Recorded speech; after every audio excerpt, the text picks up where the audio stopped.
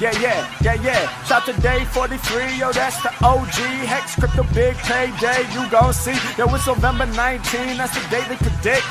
Every time I spit, I bring the craziest shit. Shout to day 43, yo, that's the OG. HEX, crypto big payday, you gon' see. Yo, it's November 19, that's the day they predict.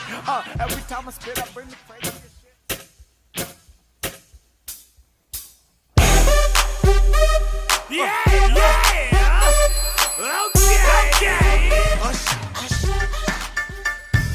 Man, thank goodness.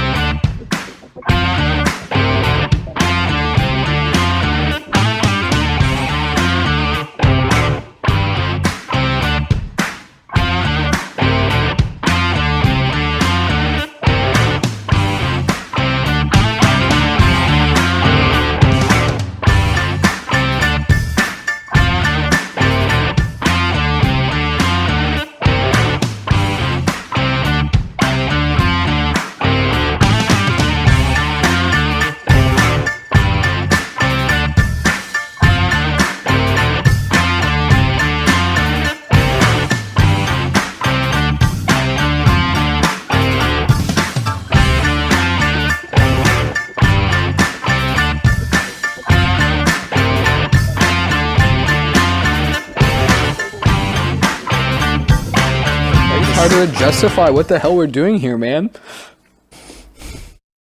He's phony, she's fake. That's the type of people I hate.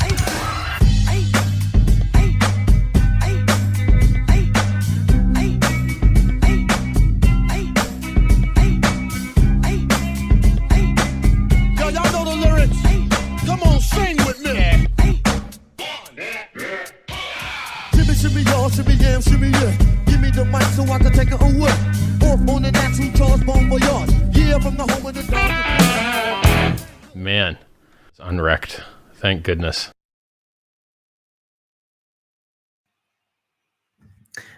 Welcome to the HEX Late Show. It's 43 OG here with you on a Tuesday evening. How are we all? Let me bring Jexer up for 1 second. Hang on. G'day, buddy. Hey, how are you, buddy? Going well? Good. Yeah, good, man. Good. What's going on? I'm in holiday mode. I've got my Hawaiian shirt on. Living the dream. You do too. Looking very relaxed, actually. You sort of got the wave going with your hair as well. Yeah, I'm going for full surfy, just kick back, relax look. I was trying to find a background with the palm trees and things, but I couldn't find one in time. Are you wearing board shorts? I am. Yep. Perfect. Just been kicking back, pretending I'm at the beach all day. As long as you're wearing something. What's going on? Tangent. Yo, everything is all good. I heard Jexer say chilling at the beach. That sounds great. Well, it's an imaginary beach today, but yeah. It's a metaverse. It's a metaverse beach. Damn it.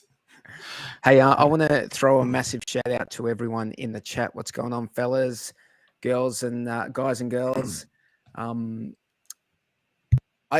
I saw something on Twitter the other day. I think one of our regulars is, and I think this is worth a shout out because from what I can see, she's a very talented individual.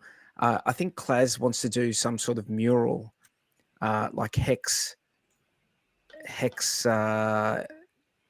type mural with like gladiator style, which I think Tangent should definitely be posing in. Did you see the one I did? Did you see the one I posted? It was a Bitcoin one. I posted it on Twitter. It's two like fully kitted out military dudes holding guns. They're like silhouetted, and then they're instead of fighting wars, they're painting a Bitcoin logo on a wall. Oh, So yeah, it's like, I did see that. you see that one? So it's like they're Yeah. they're graphing the wall, and it's kind of like saying, with sound money, you make it too expensive to go to war. So that is the underlying concept that probably most people that see that mural won't get, but at least it advertises crypto. And it was like in a really highly trafficked area in Spain, like in Barcelona. So I think anyone in crypto would get it. So there's a bit of an inside joke. Yes. Yeah. So from what I can tell, the only requirement, Tangent, is that you have to get naked or wear a Borat mankini. It's like it's one or the other. I have had friends try to convince me to do the Borat mankini before, because you know how I dressed up as Ali G. So people are like, you actually do look quite a lot like Sacha Baron Cohen if you've got the right props. Like if I've got the facial, if you got the right facial hair. So you'd need to do like a mustache or something that is. Someone taught me when I was quite young that the trick to doing dress ups and also looking like someone but also sounding like someone is to take one thing that people know really well about that person. So if you're doing an impression voice, if you say some of the words that they are known for saying, so this guy would do Sean Connery and he would be like, yes, Miss Moneypenny. And it's like, your accent doesn't actually have to be that close if it's a tag, a line that people know. And I think with dress ups, it's the same, right? Like if you get something that people identify as being that person, then as long as you've got kind of like the right hair color, eye color, build, height, like you don't actually need to look like the person. Well, it's gonna be classy naked. So like a fireman's calendar. Yeah, no, there'll be Red Bull cans like covering important parts. So it's going to be classy. And is this painted onto a wall? I'm not sure, but I hope you guys a really are joking. good idea. I hope you guys are joking. From what I've seen of Klaz's painting, yeah, I reckon. I actually saw a funny tweet that said, hey guys, I just went and posed nude for an art class. I think they were doing like clay pottery that day or some shit like that. It was like, so it's like one of those plot twist tweets where you think that they were actually a nude model for the art class, but it turns out they just went and got naked and stood in an art class where they were doing some different shit. I quite like plot twist comedy. There's a comedian named Anthony Jeselnik who's known for like plot twist comedy that you cannot see coming. He does this amazing job where you're not like, oh, I know that this, like, even though he's known for the plot twists, you won't see them coming. They're what was his name? Anthony Jeselnik. He's a German stand-up comedian. Anthony Jeselnik. How the hell would you spell that? He's really good. Let me search it because I follow him on Twitter. But anyway, I should follow my own rules because you know how in my space I made that rule, no talking about stuff that's not crypto for extended periods of time. I wanted to make JESELNIK. I wanted to make an intro comment. I've heard of that guy. Yeah, he's really good. He's very famous now. Like, as in, this is not a hidden gem. This is not a cheap hot alt. This is like he's well known. No, that guy's funny. That guy's funny as fuck. Yeah. Yep. So I was listening to some podcast and they were talking about spending a lot of time on crypto, and I was thinking, I was making a coffee at the time where I was about to start, and I thought, yeah, man, maybe I shouldn't be spending so much time like locked onto a screen doing crypto stuff, like absorbing my consciousness. And then I thought, wait, no, fuck no. My New Year's resolution was the exact opposite of that, to do more crypto, like to take it even more seriously, go even harder while it's bear. We don't know whether it's bear or bull anymore, but in terms of like, this is the period where it really matters to be focused on crypto. You can go to the metaverse beach later, Jexa, like once it's like full bull mode. Yeah, but it depends. Because once it's bull mode, All you have to do is check your like portfolio every like 3 days and see that it's like tripled again. It depends what your role is, though.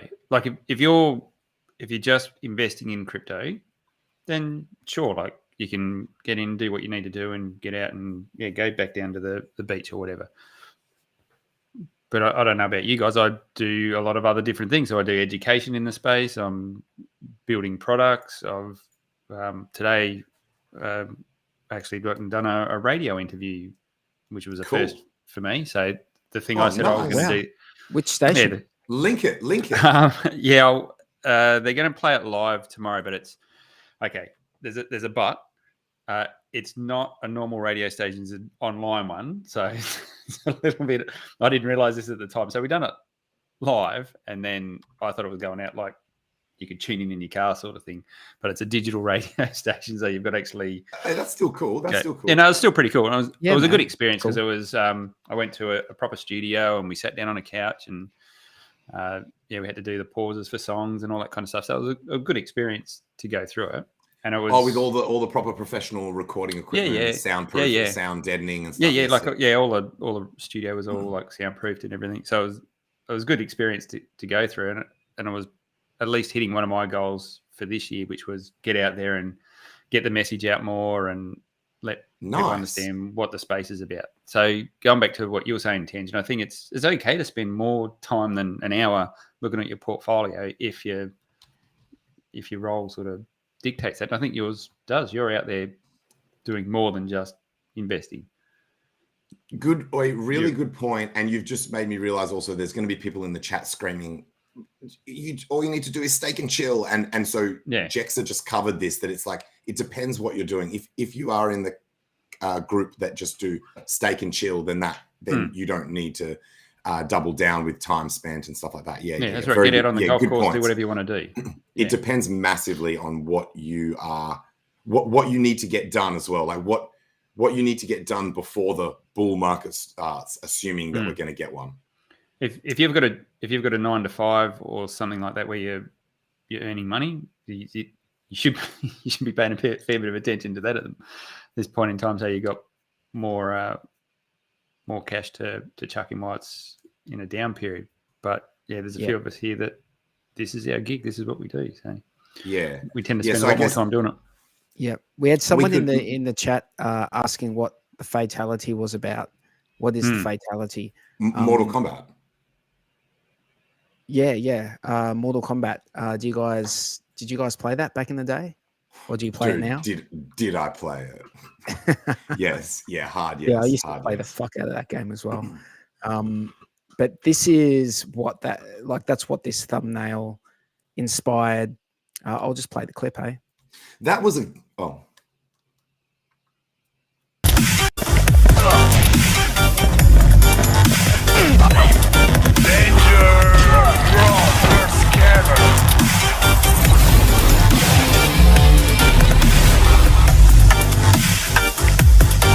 So his move is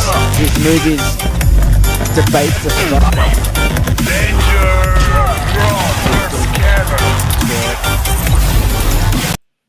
Accurate. That's pretty fun. That's seems like fun. Accurate. They do need the fatality. Like the point is that they need a fatality at the end. A fatality. Like the classic fatality. My favorite was the one how the guy just reaches into his throat and just like rips out the head and the spinal cord. I think that was Sub-Zero, wasn't Sub-Zero, it? Sub-Zero. Yeah, Sub-Zero. Scorpion just like breathe fire on him and turn him into a skeleton and shit. Yeah. Get over here. I firmly believe that violent video games do not make psychopaths. Like as in, I think for most healthy, like people with reasonable mental health can tell the difference between a video game and real people. So when people are like, oh, GTA is too violent, you can go around and kill prostitutes or whatever. It's like, bro, it's not real. Like no one's playing GTA pretending it's a flight simulator. Okay. No one is like, No one is like, I can No, fly planes now and I'm good at dealing drugs. And I'm like, what? No. There's an argument to be made that if you are of that persuasion, then that might actually get it out of your Be an system. outlet. You know? Yes, yeah, there's a counter argument to that. Yeah. There was a pod I was listening to recently that was saying about humans. If you look at what humans do for fun, it ends up being either porn or something violent.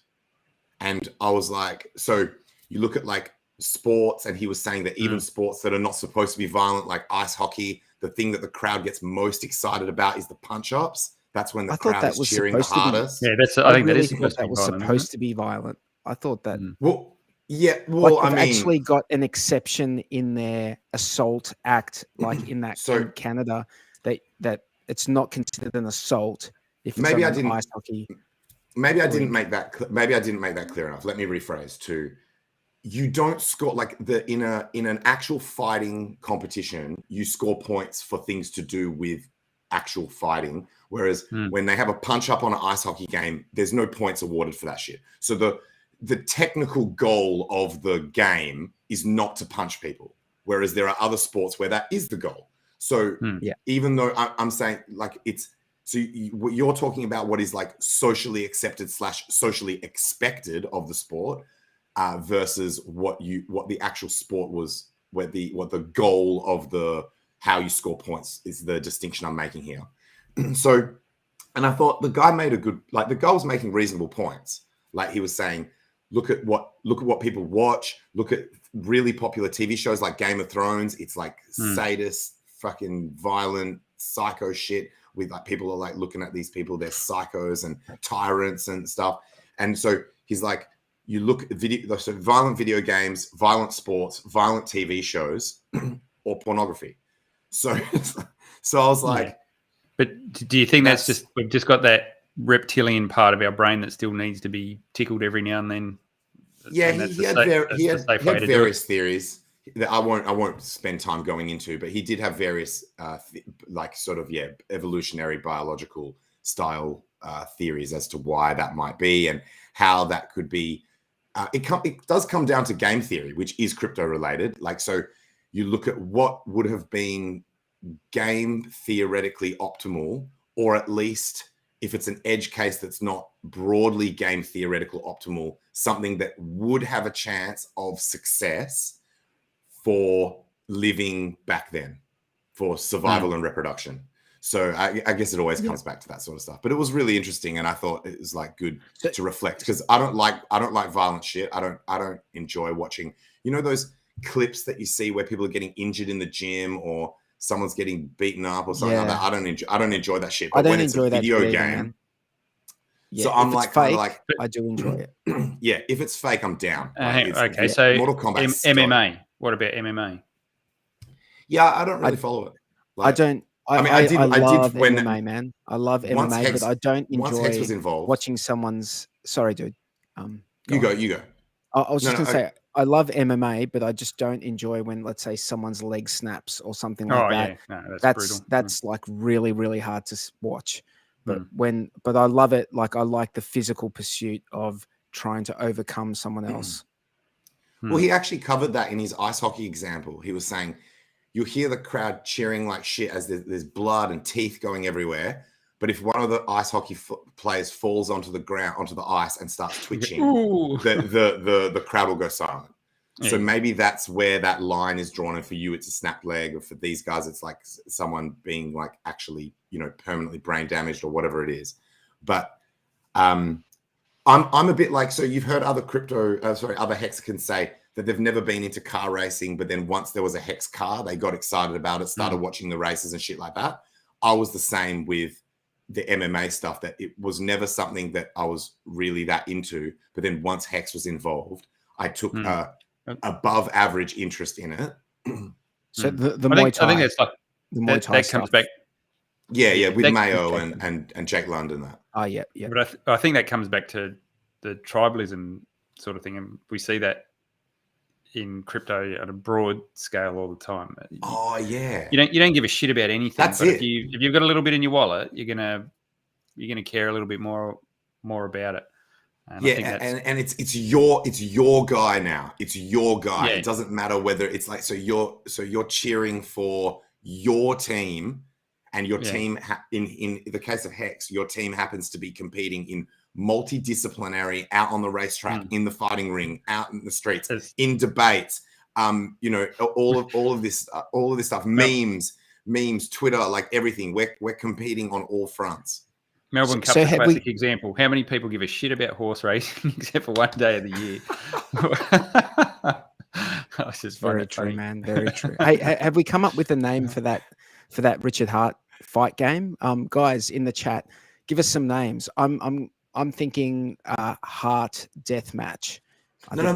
But yo. It's not just him. Like no, as in it's other guys. The game has got other like notable crypto people in it, so it's not. Yeah. It's so that clip was focused on Richard, but I don't think it's going. I don't think the whole game is like Richard only. Who was he fighting? Do we know who? I couldn't work it out. It looked like Bruno Mars, man. Yeah. All I know is when he was kicking the shit out of him, bitcoins were flying everywhere. So I'm assuming it's a Bitcoin. I didn't even see it. I've got to go back and watch it. I've been distracted the last couple of days. It can't be finished because It could have been Sam. Nerd Girl was the one that his- the one that tweeted about it, and she said that it's there's gonna be some ability to. Oh, sorry, that's right. There's a stream coming up where the creators of the game are going to be, I think, maybe on her channel or something, or she's going to be on theirs or something like that. So you'll get more info then, if you're interested. So I wonder if it's coming out on PS5, Nintendo Switch, Xbox. What's it coming out on? If it comes I out think on, it's likely to start PC only, I think. Although only. I'm told that the developers are responsible for quite well-known game, like what do they call them, AAA titles or something that PC. But I guess it's a bit like the highest of stakes, right? The quality of the production team super high, and then it appears that it's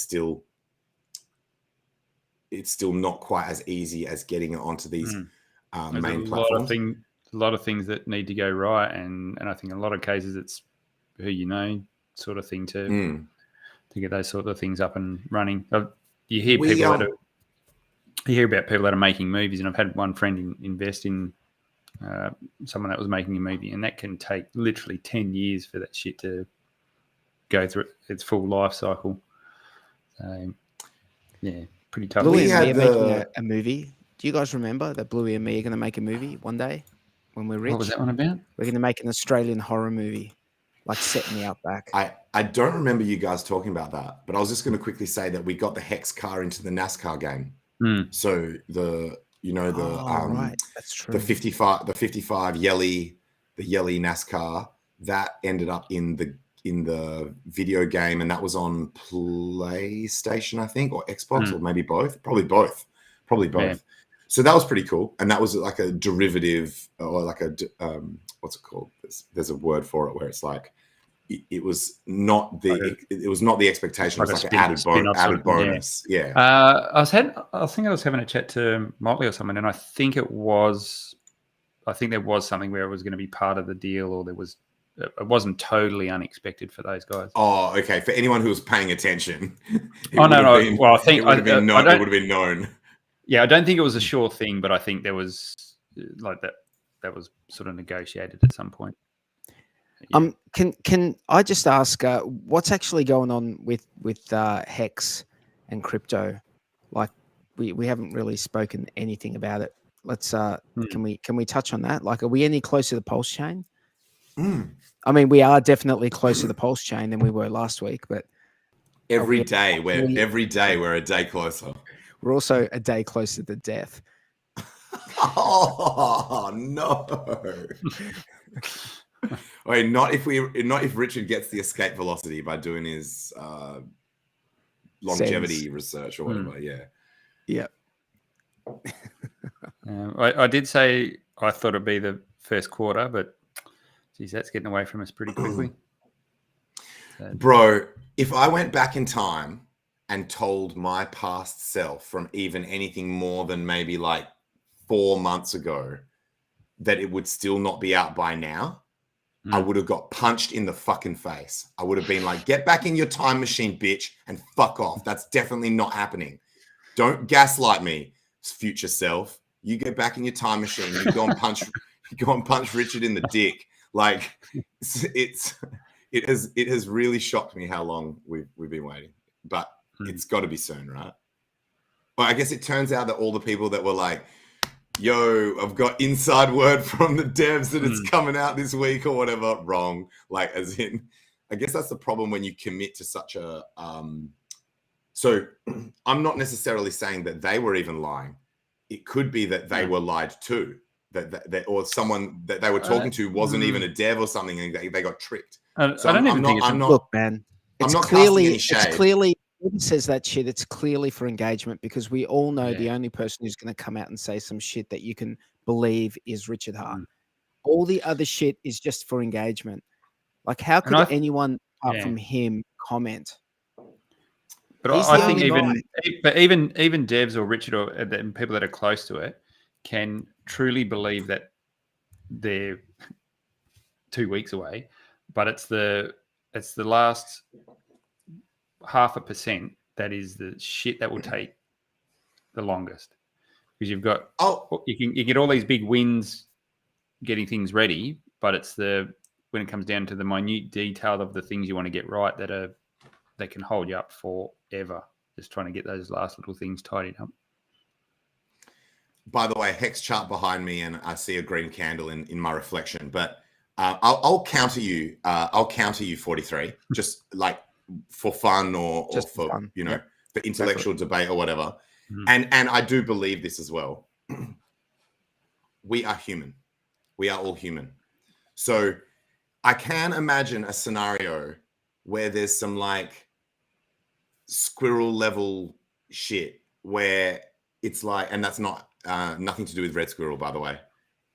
So where say a dev is like actually becomes friends with someone in the community because they like interact on some other thing or whatever, like they've met in person or whatever, and they genuinely say to them like, look, dude, if you absolutely promise to keep your fucking mouth shut, or you at least give plausible deniability that you heard it from me, I will give you like gray level idea just so that you are not going out of your fucking mind. Like, and imagine now I'm going to level up this theoretical situation. The person that's asking for the information has provably sacked a shit ton of money. Like, they're in for mills, and they're like, bro, like I'm in for mills. Like, can you please just, I promise I will not tell anyone. Just give me an idea of just give me a quarter. Just give me a quarter. Like, are we talking like 2025, 2023? Like, dude, I can't imagine why I can imagine someone giving him a little bit of a, I can't imagine why any dev would give a fuck, because they've signed NDAs, all of them. They all signed NDAs. There's no way those guys are going to risk getting sued. Yeah, but dude, if it's in person and you make sure the person's not carrying a fucking listening device, then how's anyone going to ever prove that you gave them a ballpark estimate of Q2 2023? Like, so it's not legit anyway. The risk of getting effed. The point is that there's nothing that comes out that's not from Richard Hart's mouth in relation to the release of PulseChain that is of any worth. Like, when it comes out of his mouth, and no. Like, when it's not provable. It's not provable. But I'm so okay. Let me say this, and you can, and I'd be surprised if you disagree with this statement. But it's dangerous to say otherwise anyway, and I'll back that up in a second. I think it's likely. I think it's likely that there is at least one person outside of Richard and the direct dev team who have at least a slightly better idea of what's going on than us. I think it's impossible. It's impossible to have a leak-free, like. So I'll give you this. You can debate that in a second. But so your ability to maintain a secret is inversely proportional to the square of the number of people you tell. And in this case, there is a team of devs. So because there's more than just one person, if this was information that only Richard knew, then I would be on your side 100%. I would be like, Richard ain't telling shit. Richard's telling no one. Maybe girls he's having sex with. They're not all sitting around in a room together. They're all like in their own home or their own location. Yeah, that makes it easier. That makes it easier for the info to leak. No, but they only know the part that they're committing to. Right, so they don't know the overall. Yeah, but maybe the lead dev does. Maybe the lead dev would know. That's definitely more than us. My point is this: do you know why it's dangerous to even? Do you know why it's dangerous? Checking each other's codes. They'd use the devs within the team to check each other's code, man. So you would know when other you would know how the other devs are progressing, dude. Do you know why it's dangerous to even speculate otherwise? Dude, they would have a dev chat, dude. Bro, come on, like. Do you know why it's I'll ask you this question. Why is it dangerous to speculate otherwise? I'll tell you why it's dangerous to speculate otherwise in relation to, if it's coming from another source, do you lend it any credence? And the reason you do not is because it could be I agree with you. It's some bullshit. I agree with you. It could be some bullshit. It could be some shit that you can't know. But it could be some shit designed just to try and pump some other shit so that people look. It's that's a different That's a different comment to what I'm saying. That's a different comment to what I'm saying. But there's two separate statements here. They are separate statements. They are. One is I believe that info certainly would have leaked, even if it's only a small amount outside the thing. And then your statement, which I agree 100% with, is that you should absolutely not. Because there's no way to prove it, and people are not going to be bringing evidence and shit. It's going to be like secret squirrel shit. But if someone, absolutely not trust any shit that anyone says. But if that gets out in the public, so something that only a small selection of people would know, and that filters out into the public, because let's face it, the HEX community does like to gossip. Yeah. You can't tell anyone this, but this, and then they tell someone So I'll tell you how this propagates. Every person in their life has one person that they trust implicitly. So when you tell someone, don't tell anyone, but in their mind, they think they are keeping their word to you. They're like, yeah, I'm not going to tell anyone, but I do share everything with my partner, or I do share everyone with my everything. So and you can judge the ethics of whether that's fair or not. You know what I mean? So what's up, Unwrecked? And that's how secrets propagate. Yo, Unwrecked. Weigh in, Unwrecked, weigh in. Tell 43 that he's wrong about this. No. Everybody? What's going on? No. Listen, my point was, let me just make this one point. Here's the person that just has been speaking to the devs just popped in. This has got to be a sign. Yeah, what did the devs say? What did the devs say? Oh yeah, the reason that Unwrecked was late to the show was because he was having a meeting with all the devs. What did they say, mate? 43. Are you saying that it's dangerous for me to be even suggesting that someone might know something, because then people are going to be more likely to believe random shit? I'll tell you what it's. Can I articulate it myself? It might be better. I'm saying it's dangerous to lend credence to anyone else apart from Richard Hart speaking on the release of PulseChain. That's as simple as that. Like, there's no point even worrying about what other people say, because it's probably BS.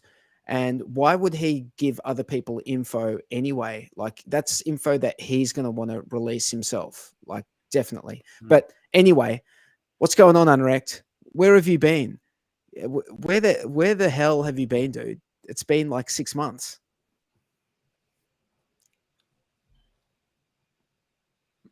The thing is, he's been out of action for 6 months. He's come back, and we're still talking about the same shit. It's just like he's never left. I'll tell you who else is MIA. Richard Hart. His last tweet was Jan 25th. We can't hear you, mate.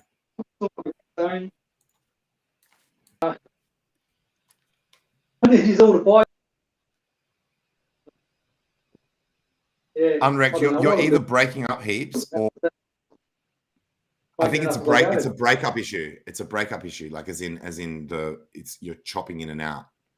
Are you on a device that you can shut down other internet using applications? He's on. I think you're on your phone, aren't you? Just shut everything else except for the video app or whatever. I always stuff it up, don't I? I always chop and. Well, phones. I think it's just your phones don't connection. work that well, man. Yeah. With Restream, they don't work that well. Oh yeah, Sammy used to have this issue as well when she would come in on a phone. Hey, it would always be a bit weird. Is that true? Someone's just said glitchy. Richard done a stream 9 hours ago. Is that correct? Unless not on his channel. I have more to say on this in about an hour.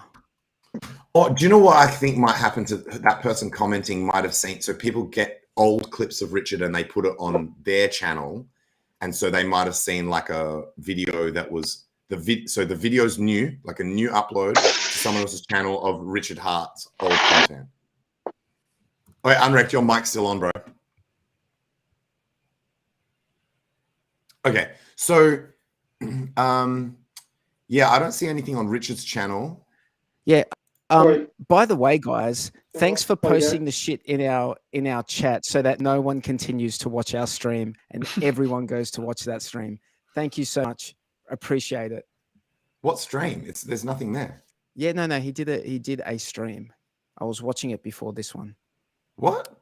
But I was going to tell everyone at the end of the stream so they didn't dip out and they just kept watching this for a bit. Bro, I'm about to dip out.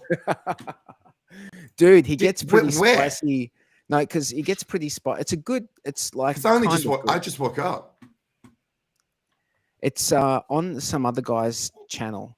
Why did he not tweet that he did it? His Twitter's been dead since the 25th of Jan. It's wild. It's wild, bro. I know. All right, this is how committed I am to this stream. I'm not going anywhere. As much as I want to go and watch that shit right now. Bro, we streamed once, like we knew he was doing a stream and we just kept streaming on the Late Show once. Don't you remember? I remember. It's like, hey, we were talking in the green room and it was like, hey, Richard Hart's about to stream. And we were just like, fuck it, let's stream anyway. And like we had 3 viewers. We had 3 viewers, man. The thing...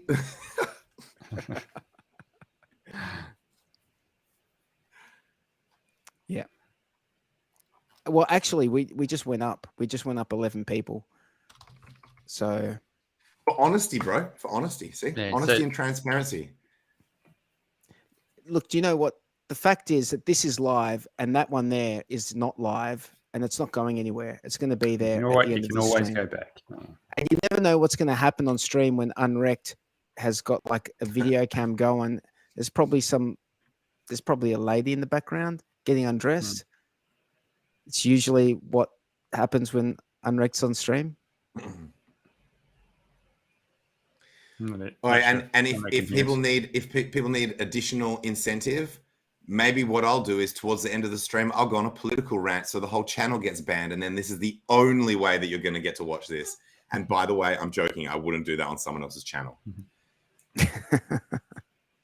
But if I did, then you would not get to watch this stream. So did I tell you guys? So I did a steak and bake with Freddie Quotes and Black Hexagon and Big Kukowski and also Rags to Riches. It got taken down. And it got taken down.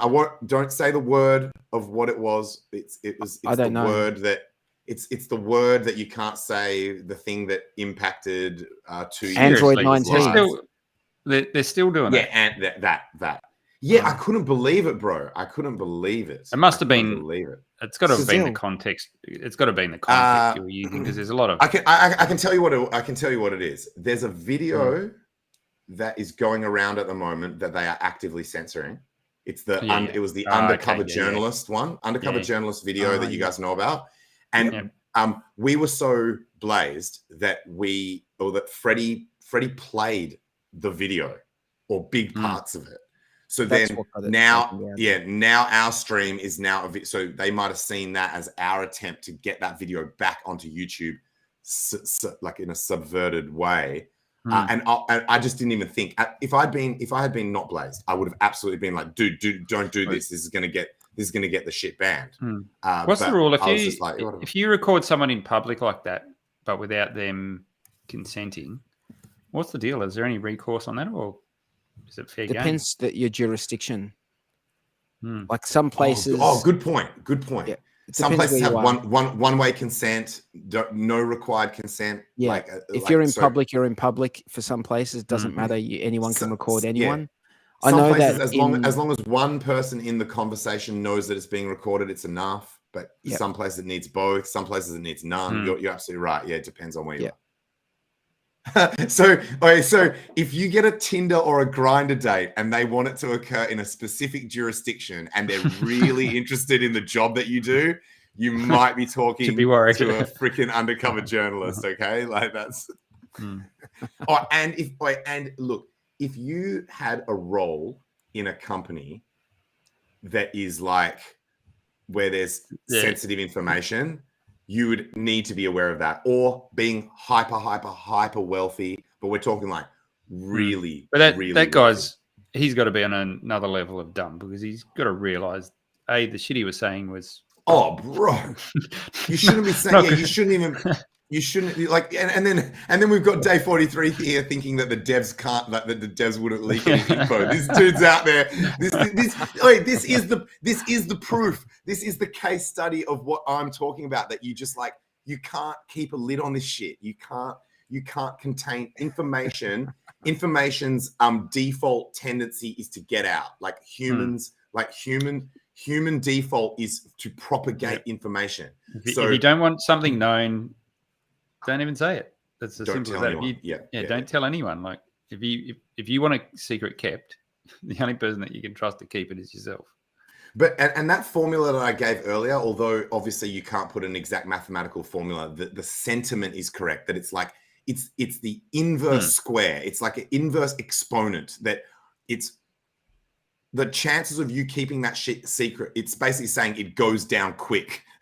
It goes down really quick. The more people that know, it's like really quickly becomes just give up. Like you've got no chance. So that is the network effect in full flight. Does anyone have any details on where we're at with the daily payout?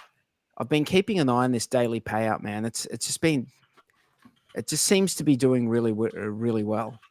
It seems to be going up all the time. Good. I've got T-shares. That sounds good to me. It's possible. Don't you think it's possible that people will be so?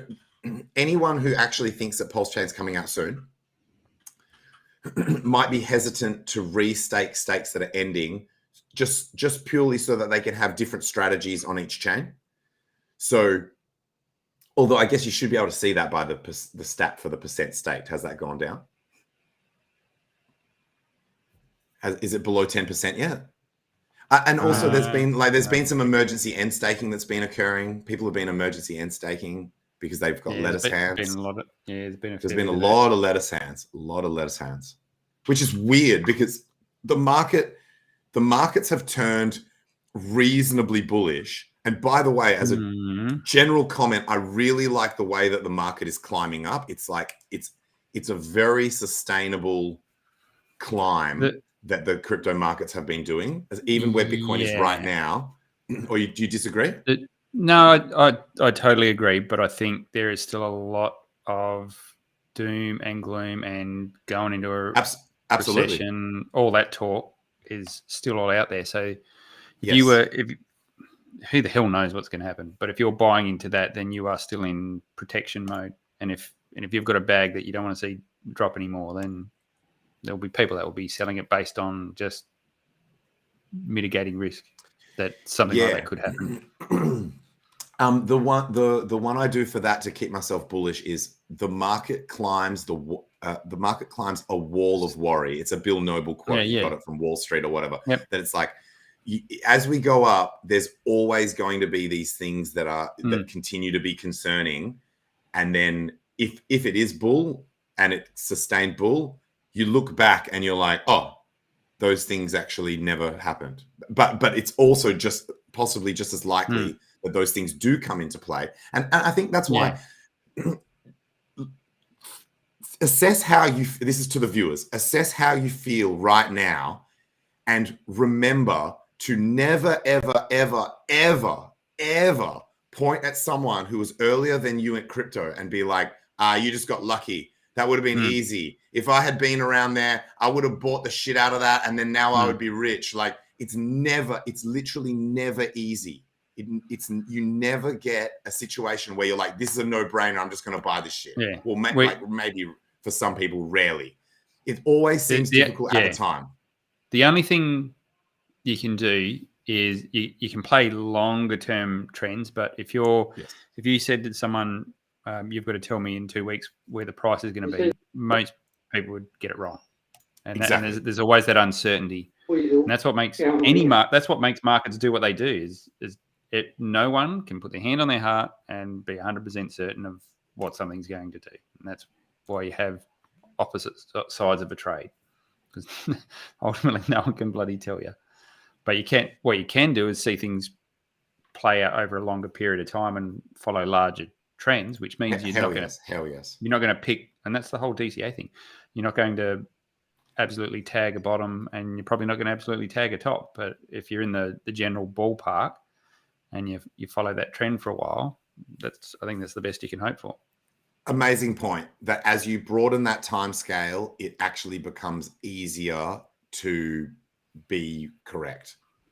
Like it becomes easier to be able to make a reasonable prediction and an investment thesis. By the way, it sounds like you can still get trying to talk. Yeah.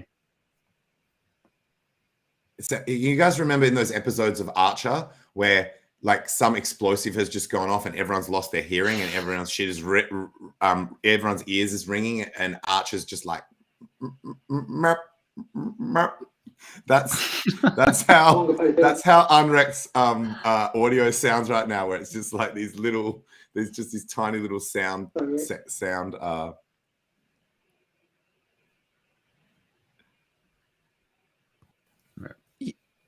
Unrect, you used to have a computer. What happened to that?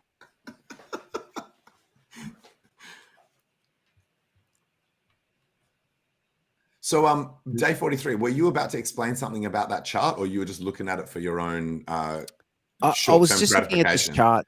I was looking at this chart, and like we're currently on 25,659 HEX per T share.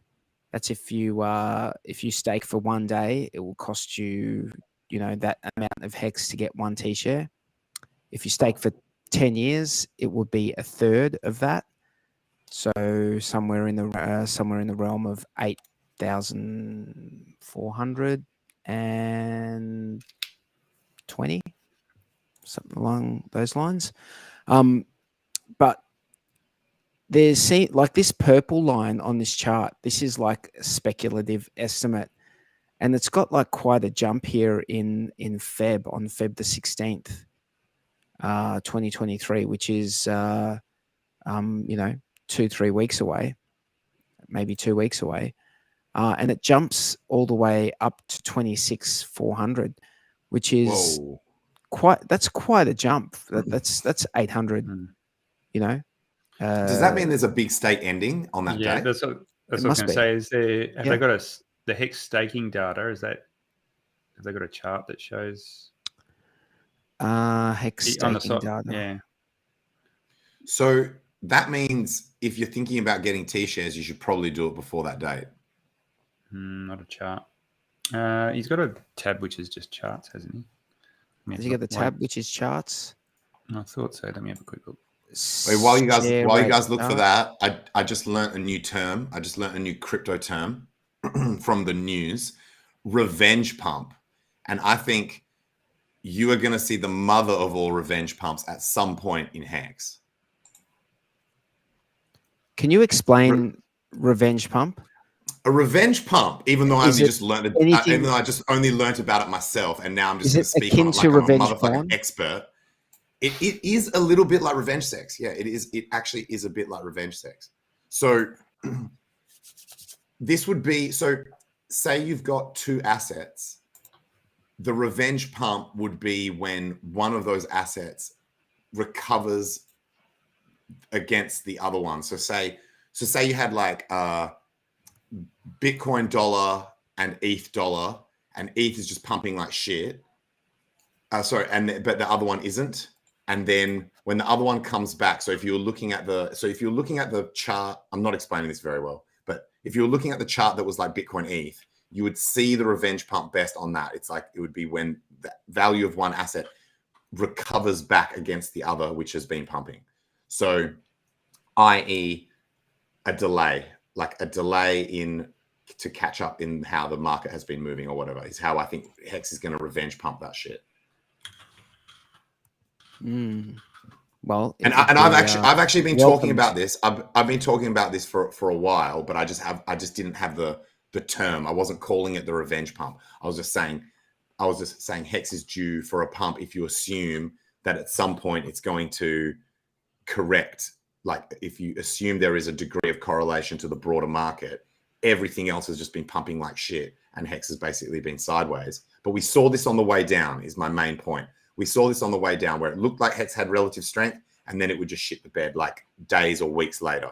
So I'm expecting a run. And look, if you look in just purely in percentage terms, then someone could argue, no, dude, HEX did actually have green days that were just as green as other assets.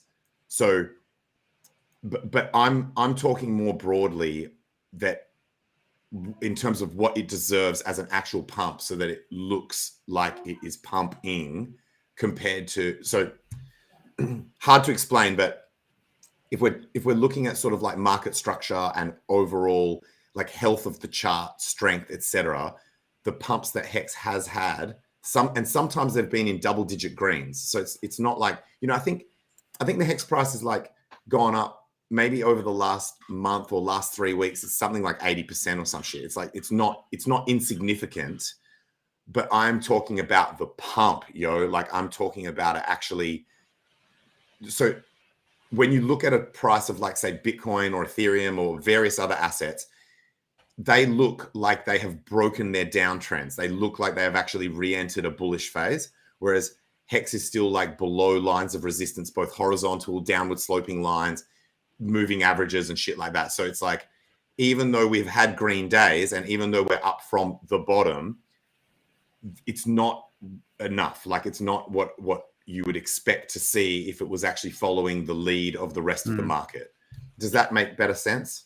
Yeah, and that's coming off the back of someone that rage dumped a whole bunch as it was trying to break that trend.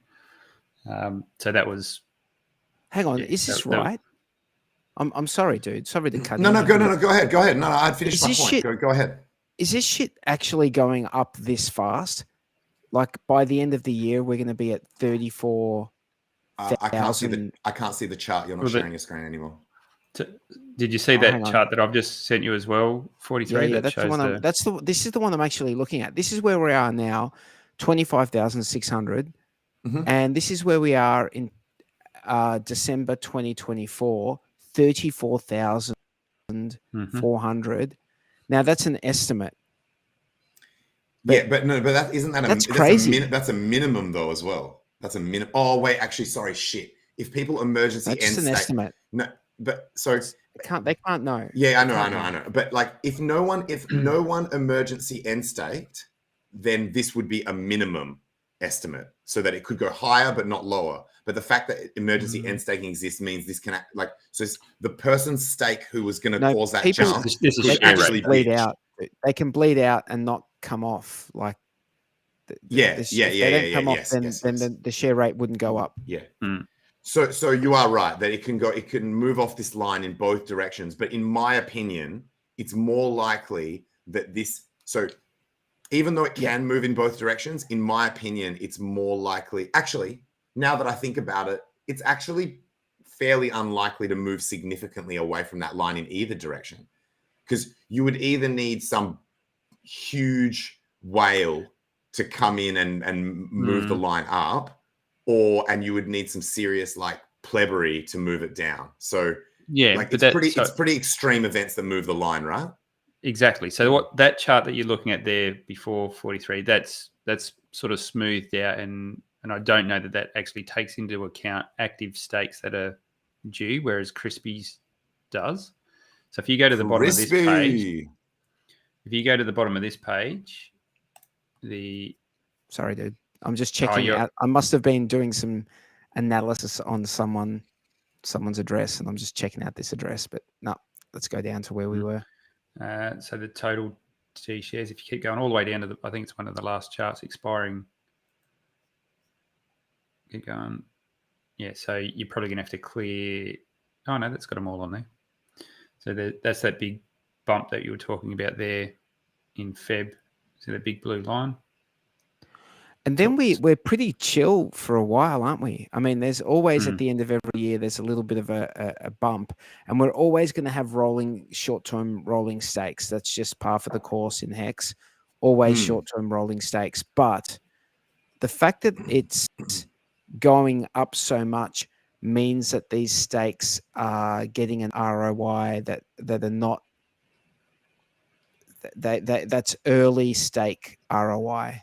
If you know what I mean, because to go up from 26,000 to 34,000 in the course of 1 year, I guess when you think about it, that is like we're 3 years in, and that means we'll be 4 years in, so it's going to go up like about a third. Yeah, I guess that sounds right. It just seems like a lot, you know. It actually is a lot. It really is, because we started off. It is. It's a lot, dude. It's massive. It's massive, but it also sounds legit. Do you know what it doesn't sound incorrect? The thing that's going to catch people off guard is, let's assume price gets somewhere back up to where it was previously. The big shock is going to be, I think we topped out at, I think it's about $9,000 for a T share. That's going to go up like triple that, essentially, or at least double it. It's going to get very, very expensive in dollar terms. Well, let's work it out. 34,500. 34,500 per T share multiplied by 0.56 would be, for 1 day. This is just for 1 day. 1 day, like a 1 day stake, that's always the metric we use. Would be $19,320 per T share. Yep. Bro, this is making me want to get T shares because the fact that the price in dollar terms for a HEX is so low at the moment. Yep. Imagine. So we're gonna get 25. I know this is going to sound really obvious, but sometimes you need to be reminded of the obvious, right? Like, what is the price of HEX at the moment? 2.6 cents or something. 2.56 cents. So currently, a T share is $656. Oh my god, that's so cheap. So at the end of the year, when it's 34,000 HEX per T share, if let's say, you know, we're just double the price as the most ultra conservative like estimate. No, I'm saying like if we hit all time high, like I don't think that's going to happen. I'm just saying like, okay, if I'm going to take all time high, hypothetically speaking, if we were going to take an all time high at the same time when we're at that 34,000 HEX per T share, that would be 19,000 over 19,000. 19,300. So essentially, and there'll be $19,000 more than it is now. There will be people at that time whining in Twitter spaces and on Twitter, being like, "Oh, but if I try and get a T share now, it's like so expensive that like you know what I mean? Like the same complaints that were before. It's like, oh, you guys were able to get it at such a cheap price back in January of 2023 and shit," and it's like. Yeah, bro. But like, meanwhile, you've got to have the balls to do it. You've got to have the fucking balls. Meanwhile, if you stake for 10 years, it's only $218 per T share. Go on, Unrect. What we say, mate?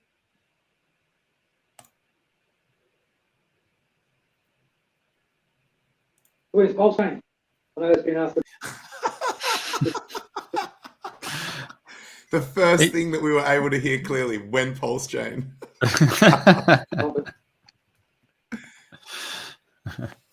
This year sometime. Possibly.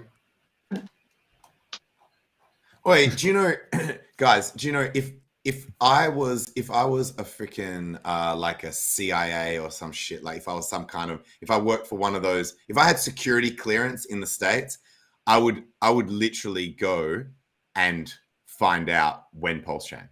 Like I would abuse my power to go in and read people's messages to find out when PulseChain. I mean, I'm joking on multiple levels here, and the biggest thing that wouldn't work is I'm sure Richard has got the devs using an encrypted chat to talk about this shit. But yeah, I was just saying it for comic purpose. All right, Unrec, since you probably, I don't know whether you're paying attention, you might have been out the loop a little bit, but on the Twitters today, Cryptographics had a price prediction for Pulse on launch. Okay. Anyone see what that was? Anyone in chat? Did it factor in all the shit fuckery and everything? It's like full like. He used a pretty. He used a good. So I'll just jump out in the back of the. Thanks, boys. Yeah, no worries, mate. Yeah, it's at your end, unfortunately, man. But it was really good to see. Yeah, man.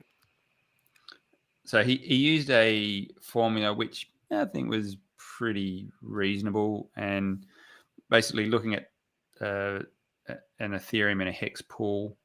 He done it two ways, and both pretty much arrived at the same price. But one of them was looking at the balance of Ethereum and HEX in a pool and extrapolating out, okay, if you need to rebalance that pool with the fixer bot, how many tokens would you have to put in and to get all that right? And taking ETH's current value, it was about the 1,500 mark, he arrived at a price of 0.00134. I'll put that in chat. 0.001. So 0.0014. 0.00134. I've put it in chat. Okay. All right. I'm gonna truncate to just 0.001 and multiply that by 1 million, just for round numbers to say, so for every million pulse would be $1,000. So if you had 1 million pulse, every million pulse would be 1,000. Would be $1,000. Is according to my math here on this calculator, which could be wrong, but so just to sort of try and put it in terms that people can just like wrap their heads around. Did you say that was his starting price? Using his valuation method, yes. So he thinks it's going to start there and then go up or go down. What was the rough stack price? Roughly. The average sack price, or if you're looking at how much money went in versus how many tokens they're going to be, I think it was 3 zeros and a 1. So that's so 10x. 10x, yeah. Well, 13. Oh, bro, that's fine. That's fine. I think that's reasonable. Yeah, but that's the average. I mean, that's the average. Obviously, there's people that got. I get that. Yeah. Yeah, that's. I think so. I would be really disappointed. What's up? Yo, Sammy, what's up? I would be really effing disappointed if anyone at any point gets and I know this is possible, this could happen, but I'll be really disappointed if anyone gets the opportunity to buy Pulse for cheaper than roughly what it was sacrificed. The sacrifice rate was.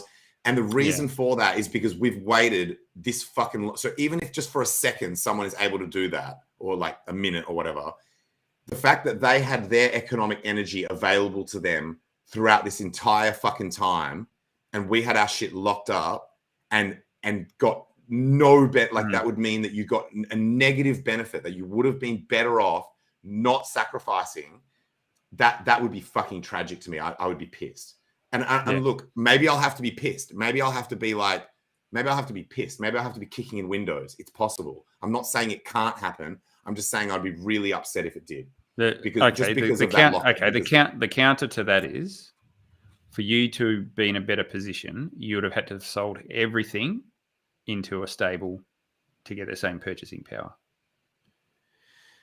Yeah, but I mean, like, I sacked quite a lot of stables. So, like, but I did a combination of things. But you are right. There's like, this is multivariant. Like, as in, this is too complicated to make a statement like this. But I still stand by it that it would just be disappointing for me to see that. And so what if I told you I wouldn't be surprised if it starts off at a reasonably significant elevated price, like something like a 10x, and then goes up from there and never actually. So I would say as long as it starts off at least a 2-3x above the sack rates, like the worst sack rate, and only ever goes up from there. I think that's reasonable. I think it's fine. So a couple of points on that. One is there is precedent that has been set by other L1s launching and being lower than the pre-sale price. Damn. Yep. Yeah, obviously. How many? Like lots of them, or just some of them? Someone put up a metric, and there was probably 8 L1s, and I reckon there was a good 3 of them out of that list that launched lower. But then there was others. Well, that's less than 50%. Yeah. So that's probably one thing. Also, those chains weren't PulseChain. Those chains didn't have the level of hype and the level of like pre-adoption. Like we've got like this front-loaded demand that these other chains probably didn't have. They probably launched relatively unknown, except to like diehard fans and VCs. So I think if I was going to say, if that's already a 30, like if you say, oh, look, based on that history, it's a 30% chance, I would say, if anything, you would have to say, like, you would have to admit that we've got factors involved that would make it be lower that percentage even further.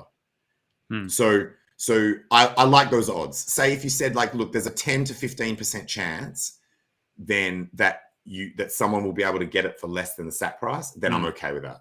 Then it was worth the wait for a 9 out of 10 chance of being better off. I think you've just got to expect anything. But don't. It's going to be different for everyone, because everyone has a different. Everyone. That's the nature of that curve, of the bonding curve for people who sacrificed. Everyone's going to have a different price that they acquired Pulse at. Yeah, I said the worst SAC, like or towards the back end. The worst SAC I'm only ballparking this. The worst SAC is going to be really bad because people were sacking way after. No.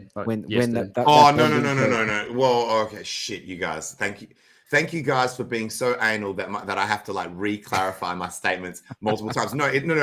I sincerely, if I was on a stream by myself, I wouldn't get the opportunity to be actually more accurate, because I would think I'm being reasonably clear. I mean sacks within the official sack period, not these ones where it was like fucking 2,400x worse ratio and shit. Like there were ones that were literally that bad. So within the official sack period, worst sacrifice ratio ballpark, I would hope that the price never goes below that. Okay, so I'll put this out to chat. Everyone in chat, if you've sacrificed a Pulse, you would know roughly how much you paid per token or point. Would you be willing to sell any of those for less than what you paid? I can answer that question for you, because I've had people DM me asking me if I'm willing to buy. Like, look, these could be scam for less than what they paid, and I always say no. Yeah. There were people that contacted me, said like, would you be willing to buy my sacrifice for like 80%, 50%? But I'm like, look, dude, even if I wanted to do this, I can't, because I can never, you've got the keys. Like, it's not, there's no way to, and then they're like, oh, could we do it some way where we like introduce like escrow or some shit like that? And I'm like, I'm in crypto to avoid that nonsense. Like, I don't want trusted third parties and paying fees for that shit. So I said no to all, and also they could have been scams as well. So I'm like, I don't know if this is a scam. I don't know if this person's trying to scam me. I don't have a really good way to do it trustlessly, and I'm already happy with how much I sacrificed. And like, so I'm just like, and like, I'm like, for all these reasons, I'm not doing it. I don't think there's any way that you can do it before it's released. Before it's, you need the tokens themselves. Yeah, you can't do it before. Yeah, but they were talking about sort of like trying to introduce some kind of like trusted fucking can't do it. There is no way you can. I know that. Because you know the key. You know the private key. You have the private key. So they have to, the trust is on, they need to trust you. It's not the other way around. So, but so they're talking about basically like legacy trust, like as in the same way that you send money to an online store and then you trust they're going to send. They still need to trust each other. Yeah, you both need to trust each other. They need to trust. They 100% need to trust you, because even after they acquire it, you still have the private. You could still have the private keys. He's talking from the opposite side, Tim. It's the other way around, man. Like, as in, he's saying you're paying talking them about the same now. thing. You're paying them now, and then they're paying you. That person's paying you. No, I'm the for the they're off. No, they're off. No. Oh, you're going to buy. They were offering to sell their sack. Okay. They wanted to get out. They wanted the money. They want. Yeah. Sorry. If I didn't make that clear. That's my mistake. In fact, no. Interesting. No, I'm glad you raised that, because I've had both. I've had both. So early on, I had people contacting me trying to buy my sack, and then later I had people contacting me trying to sell their sack. So in the early stages, people that thought they missed out, they were like, can I buy your sack off you? And I'm like, no, A, because I want it, and B, because there's no way I can like do it trustlessly. And later people were like, I want out. Like, I need the money. Can I sell you my sack? So look, dude, to be clear, this was not tens of messages. This was not tens of messages. I probably only received like less than 5 of these messages on each end, buyers and people trying to buy, and then people trying to sell. But there might be a way that if people sacked on Staker app or with a Gnosis safe, there might be a way to do it. There may be a way to do it, but there would need to still be some, even if there might need to be some trustless escrow, and I believe there are like trustless escrow services. Yeah, maybe. I mean, I wasn't interested in doing it anyway. Like, but then maybe there is a way you can get it. You can make on with a Gnosis safe. You can make another address that you don't have the keys to. You can make another address a signer. So you'd add 2 parties. You'd add a trusted party and the buyer, and then you would revoke your keys. You'd get the money. Then that's where it gets. That's where see, the second you add them, it depends how you do it. If you need both to sign, you could add them and then both of you sign. But at some point, someone needs to pay you. Yeah, you need to have a third party that's trusted, that's going to hold the funds until you transfer, and then you get you transfer ownership, and then you get the. But still, it's convoluted. I don't. Do you guys remember that there was a guy at the time of the sacks that said, "No effing way! I am so like to me, my hex is way too valuable. I'm not sacrificing a single hex. I'm keeping all my hex. Hex is way too valuable." Do you remember that guy? It was like literally the only person that I ever saw who publicly said, I am not sacking anything. I am keeping all my hex. I am not look, there's an assumption here that because obviously for most people, they had other cryptos that they could sacrifice that was not hex. So I remember something you of, can of the do yeah. you remember that guy? something. And at the I think, time, yeah. everyone thought that dude was insane. Everyone thought that dude was insane. They're like, you are missing out on the opportunity of a lifetime, you dumbass. And that dude ended up being like, I think that with hindsight, that maybe was the correct play to just, because even if you even say, okay, between When then was and SAC? now, July. SAC was in July. was it 2021 or 2022? 2021. SAC was in July, and 2021. all-time high was September Fuck. 2021. July, So I mean, August. So 2 months later. So the question is, 15 cents to 56 cents. Even assuming they don't get 56 cents and they sold it like 45 cents, was that 45 cents, which was a 3x on that 15 cents? Were they better off? Would they have been better off sacking with the bonding curve at 2 months later or then? So like Jex has said, there's too many variables because it's got to be like 1.05. It was 5% a day, wasn't it? Mm. So yeah, there's so many variables here in terms of what they would have done afterwards with that. But if you go on the simplest level and say having access to your economic energy over that period, if you are not a complete dumbass, then you would assume that you would have put it to somewhat of a good use. And ultimately, I guess the best counter argument is the one of like, in bear markets, typically everyone gets wrecked. So when you don't have access to your economic energy, then perhaps that's better. However, that also assumes that, so when people make this comment like, oh, well, your SAC's been locked up. Well, has the price behind the scenes of what Pulse would have launched at, has that also come down by 80 to 90% through that bit? Like, so i.e., this is one of the biggest variables that people don't talk about and we don't know, is if Pulse had launched when the market was psycho bullish near the top and stuff, would it have come out of the gate with a bigger multiple, like a bigger price in dollars or whatever than it would now? And what's that difference? You don't know because there's no chart for that, right? There is no chart that shows you what the price of Pulse would have been launched at through that time. And it's very possible that has also come down 80, 90%. So that completely blows out of the water this idea of like, oh, well, you should be thanking Richard or you should be thanking the fact that you haven't had access to that money because it's been like somewhat locked up at that value. Theoretically, that value has changed as well.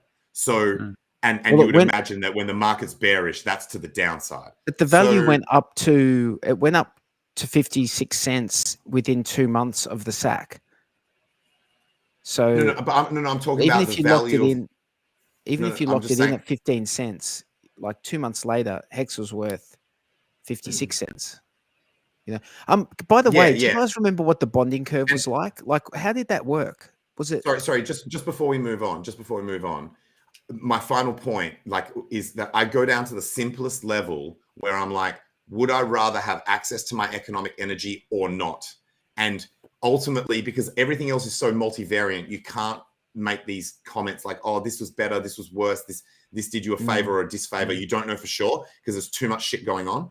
But what I do know is I would rather have access to my economic energy than not in all cases of life. That's why I don't like retirement funds and shit like that, because it's like I can't have access to my own shit. And so in that respect, that dude who did the whole like, nah, HEX is too valuable, I'm not, like, HEX is too valuable to me, I am not sacrificing, he took the win, yo. Do you You're making a lot of bonding, assumptions, eh? hang on, but do you guys remember what the bonding curve did like for the Pulse SAC was? How did it work from the first day of Pulse SAC? Was there like first 10 days or something, or first did it dropped by 5% a day, like as in it got 5% worse per day or something? But there was a grace period at the beginning though. Yeah, it stayed flat for a bit. I just remember that I had lots of little 5% measurement tools all over the chart, working out whether, like, if the price went up by 5% in a day, then but you're still that's only equal when you get to the next day, plus the price at the time was actually going down. I remember And it having was heaps of those compounded. little 5% things, and it's compounded. And I also remember that the way that everyone was wording it, including Richard, made it sound like it was getting better when it was actually getting worse. Because he was saying like increased rate, which makes it sound good. And I don't know if this was deliberate or not. I assume it wasn't, but it was retarded. Like it was the wrong way around. Everyone was saying increased rate, where really what you want to tell people is it's a decreased rate. It's worse. Like, so people were thinking that they were getting a better deal when they were getting a worse deal sometimes. You know what I mean? In terms of which way the curve is going. Yeah, I don't think too many. I don't think it was So deliberate. was it? I don't think it was 2 deliberate. weeks? What can someone tell me? Yeah, the first Yeah, day. it was hang on. 2 weeks, I think. Was it 2 weeks? 2 weeks Always, of nothing. bro. It's always and then- 2 and then weeks, 5. bro. It's always 2 weeks. It's always exactly 2 weeks. I had no idea. All right, That so was if it's 2 way weeks, too it's long. 14 days from 2 months. So I'm going to say 45 days. 45 days. So that would be like a 9x, the price. You would have had to have 9x the value of 15 cents to equal get the same sack points. From what I just did 1.05 to the power of 45. 1 times 1.05 to the power of 45. Can you just tell me who are you comparing? Is this like the biggest sacrifice? Is this the first to the last? No, I'm just comparing it to the smallest? people who sacked at the start at about 15 cents. Because I think in the first few days it was like 15 cents and they end up dropping. Yeah.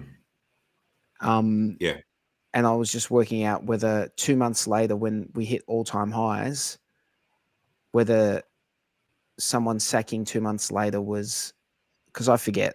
I mean, it was such a long. Bro, it was such a long time ago. Bro. Once we went outside of the like, because it was compound. Once, dude, I remember looking at it and it was like not that long afterwards. It was like a fucking 240x worse ratio. So it's like the price 45 from what I just worked out, 45 days later was a 9x. So at 5%, if it's compounding, that shit just blows out really quick. So I'll do 108. I'll do half a year. It's real quick. So when the price of HEX got to all-time high, even if you were sacking there, it still would have been worse for you, like worse rate. I'm pretty sure. Half a year later, it was 6,570. Dude, it got psycho. I remember doing the math and just being like, this is psycho.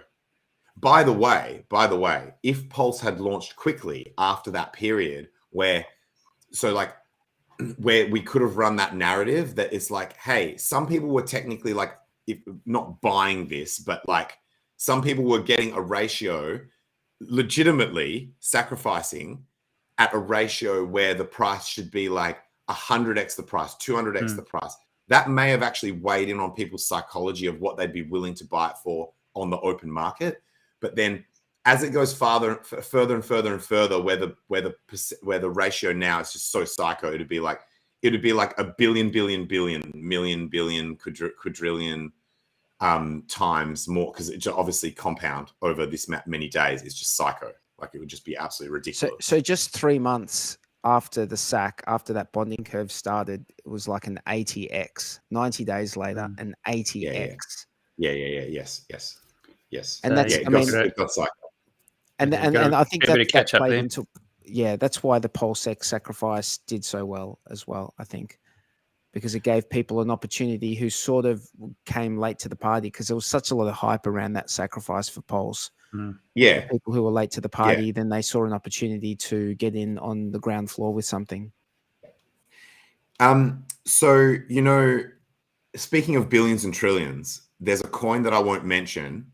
It's not HEX, obviously, otherwise I would be able to mention it, where a whale moved something psycho like 3.5 trillion coins.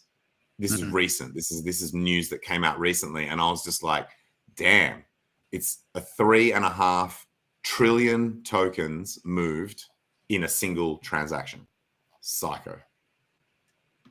What was the dollar value? We'll see how that. 20 cents. No, okay, I'll go on. Pull up a chart and grab the price and see what it. Dude, it would be not. This is actually quite a big coin. Like, as in, this is not an unknown coin. This is like a. This is the one that's like. This is a top 20. This is a top 20 coin. This is a top 20 coin I'm talking about. So this is not one of those ones where it's like, oh, it's a fake market cap with fake coins. They're all fake market caps. You know what I mean, though. This is not a token where no one holds it, and I just literally just went onto created a smart contract and made 1 trillion tokens and sent it to my mate, and then I'm like, look at this massive transfer of 1 trillion tokens. This is a real. This is a crypto that people really do hold and really do. So if I times this by 3 trillion. Oh, by the way, while you're doing that, does anyone still have that SAC address? Do you guys have that SAC address? I would like to see if anyone's still sacking. Yeah, I've got the address, bro. 35 mil is the value of that. That's a pretty decent transfer. So you want the SAC address? I want the. I've got it. I want the Pulse SAC address. You want PLS or PLSX? PLS. And how many days? Like, we're a year and a half after that SAC. I'll send it to you in private chat. So 550 days. About 550 days. Thanks, man. Holy. So I'm gonna have to. Fuck. There's still. Is that right? There's 45. There's $45 trillion worth of money in that SAC address. What the hell? Oh, that's a fake. That's fake. Is that fake? That PAX. Yeah, it's fake. Oh. There's something's wrong. Yeah, it says greater than $45 trillion. I'm not going to say it. I'm not going to say what it is, but there's a dodgy token in there, which is a scam token. And Etherscan's given it a value. Yeah. Oh, yeah, I see it. Why doesn't Etherscan just block that scam shit? Like as in just to zero the value on that shit. Like this is the thing that continues to frustrate me, man. We get fucking centralized people zeroing the value of HEX because they think it might be a scam or whatever, and then they leave shit like this. It's like, can you, like, if you're going to censor HEX as a scam, can you at least please also censor the real scams? Like, is that too much to ask to at least do that? If you're like setting the bar for what a scam is here at the HEX level, then like, bitch, please at least, like, so we don't have to put up with this nonsense. That's ridiculous, man. So technically, is that an actual sacrifice that was made? Because if that's a sacrifice and like that scam token, that scam token, no, he's not going to credit. He's not going to credit scams. Yeah, he shouldn't, should he? Do you know? I just thought of a way. I just thought of a way that he could just royally F everyone. I know he wouldn't do this. So check this out, right? Like, say he created a token, right? Like just a random ERC20 token, right? Obviously, don't say that it's his. Get it trading, actually, you don't even need to get it trading. Create a pool on Uniswap, and so that it create a ratio so that it has a price. But obviously, he's the only one that holds this token, so no one can sell the price down. Set the price to whatever you want on Uniswap. Sack the entire balance, all $45 trillion worth of that token, into the sacrifice address.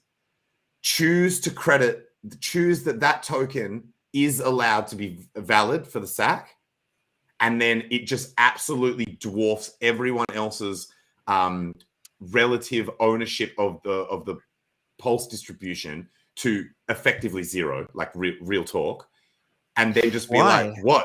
What you Dude, guys? No. it's such. I know. No. doesn't make- I know. Why? I don't even know why we're going down this path. I said Why? he wouldn't Why? do it. He could just walk away with all the sack. Why do anything? Like, why I do led with anything? that.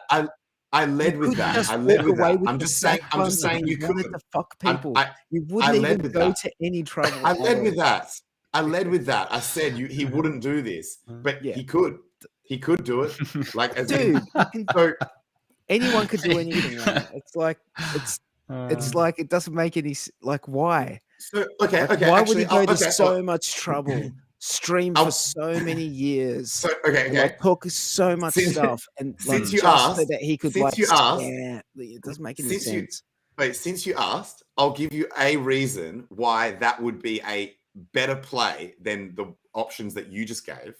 Is you're technically within the bounds of the. You're not rugging. You're not scamming. You're not just taking everyone's shit and walking away and not giving the product. No scam. No rug pull. You're not just thinking. You're within the rules that you set that everyone agreed to. You're still playing by all your literally. So yes, it's unethical. Yes, it is still a scam, but you're not doing any shit that is not out. Like, you're not painting outside of the lines. You're not stealing. No you're one not knows it's breaking you the either rules. as well. No one knows it's you.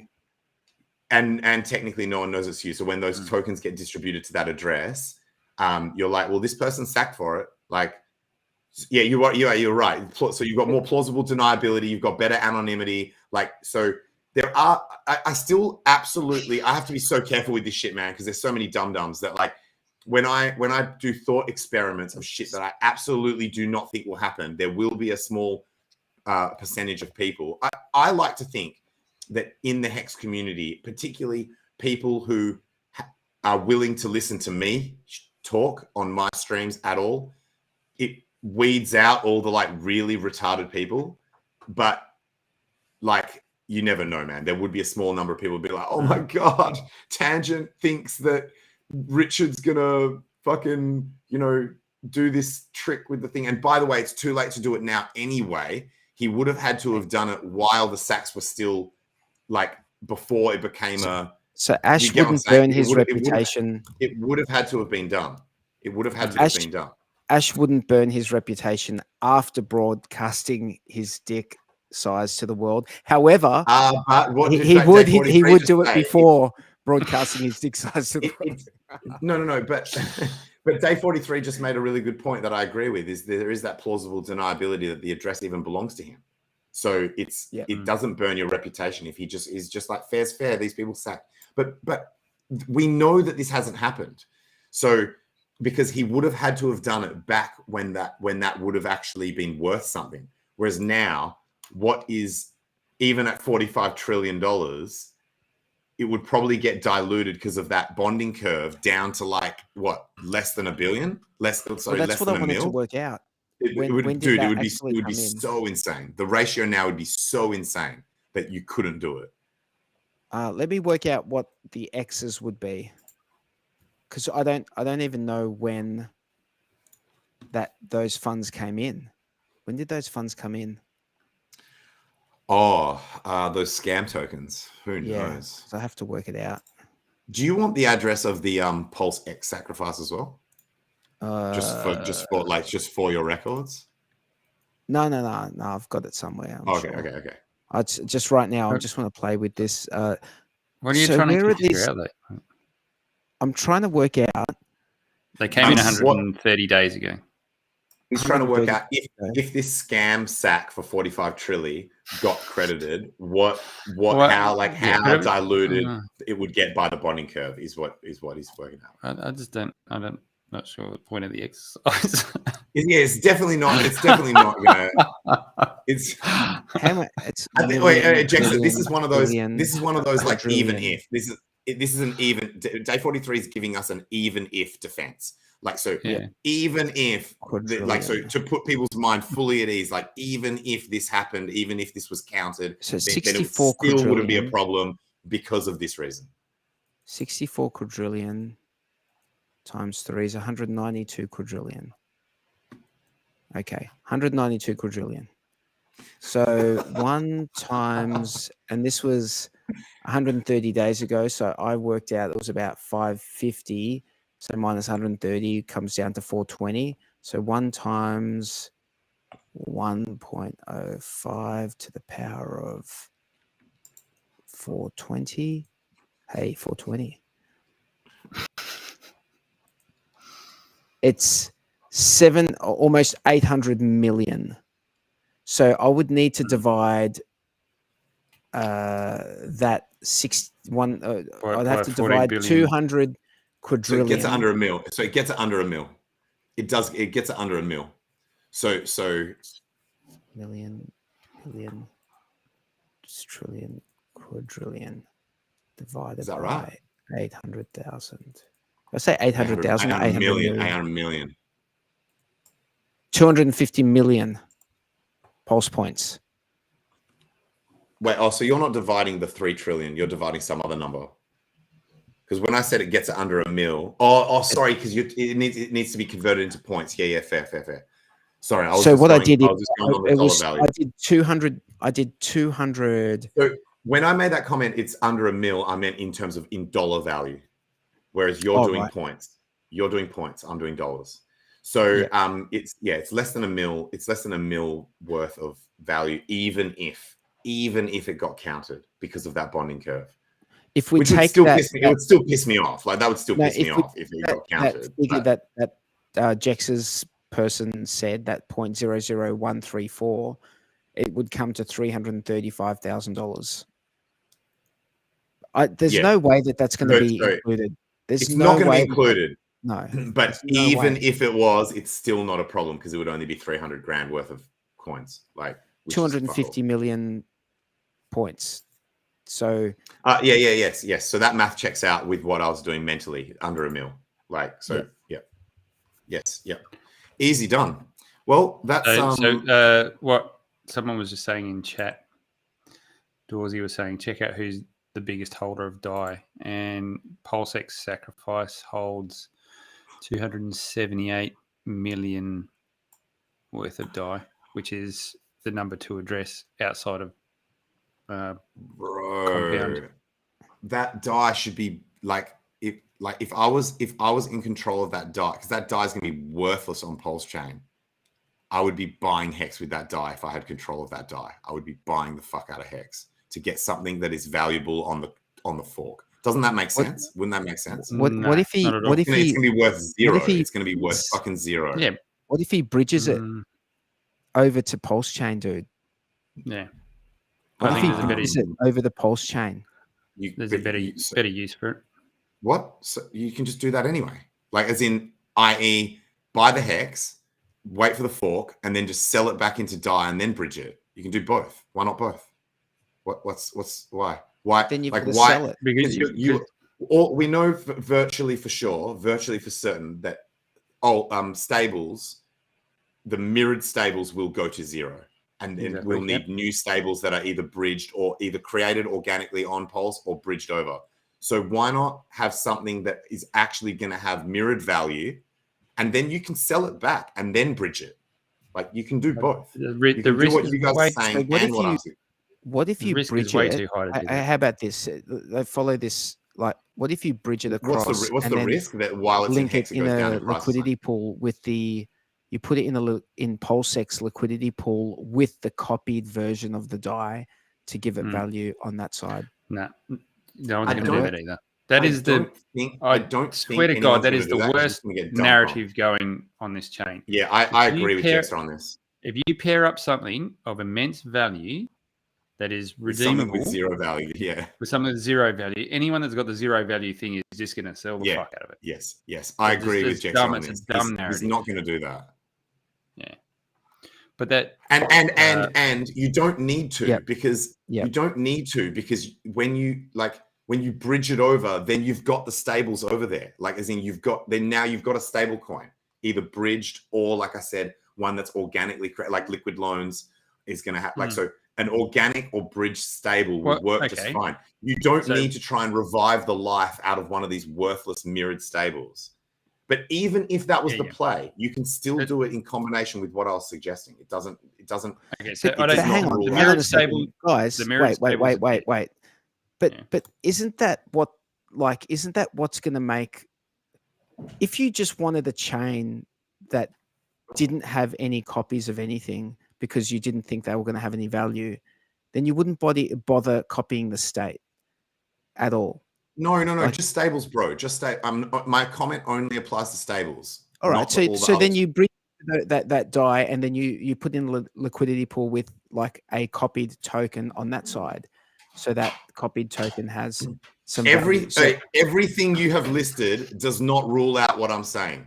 These are all subsequent events, bro. Like, as in, everything you are talking about is something that can still be done after doing what I have suggested. Seriously, like everything you are listing,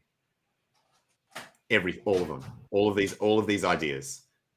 Okay. I'm loving. By the way, I'm loving the even if shit. Like the even if, it's so powerful. It's so powerful. We use it in crypto all the time without realizing. Can I give you a bit of a difference, which may illustrate my point? ETH proof of work forked over, value was on that chain, still is value on that chain. We'd all agree on that. And you could go across there and sell whatever ETHW you've got. You could go buy HEX with it, and vice versa. There is no doubt that you can exchange value over there. Absolutely. The difference is, if you took ETH HEX, bridged it across to ETH proof of work, paired it up with the proof of work HEX over there, what do you think everyone holding HEX that they got for free over there is going to do? Well, it depends what the ratio is. Like, as in, if you try to match the ratio doesn't fucking matter. People are going to sell the shit. If you've got a heap of stuff that is, it does matter. It does matter because because they're both individually paired to other things of value. So if the ratio was such that you could sell the proof of stake one into the proof of work one, and then sell that into ETHW and take that to an exchange and get a profit, what you got to do is people will arb that difference. You bridge it back. Yeah, but then it depends on the ratio of how much of one it takes to get the other one to bridge it back to sell it. So they both have their own markets now. So so where are they going to go, Jexer? So basically, if you look at the dollar value of what you can get for HEX on one and HEX on the other right now, and you start the pool at that ratio, then it shouldn't be too psycho in terms of like, and it should just then move as those markets independently move. Because it's probably more with stables stables. Yeah. The stables is the issue. I agree with you. I agree with you 1,000,000%. I agree with you 1,000,000% on the stables because it's meant to be. It's because it's meant to be worth $1, and so that's why I'm just trying to think if I'm trying to think if we've overlooked something though. And I feel like we've overlooked something because if you I think we're on it. It's because everything else has like a floating rate that you eventually just look at what it's worth. Whereas with stables, it's not meant to have a floating rate. It's meant to be worth $1. So if you've got this thing where it's like a ratio, then it's a problem because somewhere else in DeFi on that network, someone's going to be using it as if it's worth $1, or there's going to be some protocol that treats it as $1, and so then becomes the problem with it if it floats away from that ratio. And so effectively you are effectively he would be attempting to fight market forces by linking two things together where it's clearly not the case. Like you said, one's actually worthless, and so then there's a rush. I think where there's a problem though. It's only worthless until people believe it's got worth. Yeah. But if you Let's said, not forget that's the basic. Sorry, not redeemable. That is the basic shit we have to remember. I'm misquoting Jexer. Everything's fucking worthless, guys. Everything's worthless if you believe it's worthless. I misquoted Jexer. Not redeemable is the point here. Not redeemable is it's not worthless. It's because value's in the eye of the beholder. But not redeemable. You've got one. So you've got one that's redeemable and one that's not redeemable. So it just makes sense that people are going to be wanting the one that is. So let's take HEX, for example, if some is bridged across, has a current value, and the fixer block goes through on the forked stuff and sets it to the current ratios on ETH. All right, so you got the existing forked Pulse and we'll call it P-HEX to make it clear. That's forked across, and it's the fixed block runs through and gets the ratios the same. Then technically, it should have the same value as HEX, should have the same value on both chains. Then you fork HEX across. You bridge HEX across. There's a big opportunity there for people to sell down the forked copy into that one that's been bridged across at the current value until they keep selling until it finds an equilibrium or finds its true value that everyone perceives it. Would you agree that that's possible? Now, HEX is probably a bad example for that because there's a lot of mechanics that can be put in place to deal with that. But a chain link or something else like that, I think it would be very, very dangerous to bring across bridged chain link and pair it with forked chain link until that ratio settles down. Yes, I agree with that. So there's a big risk there. So I think that's probably the point. Do you think that you're risk right? It exists will with end HEX? up finding a high price. risk. It will High end up risk, finding high a risk price. of being wrecked. Do you think that risk exists with HEX though? I mean, I feel like if Less there's so. anything that's going Less to so. work, Yeah, I think it's Less, less so yeah, just less, because less. the depth of the liquidity pool you can create and things like that. do you think the social theoretical consensus is going to be on the Pulse chain? Is that like, will the social consensus be?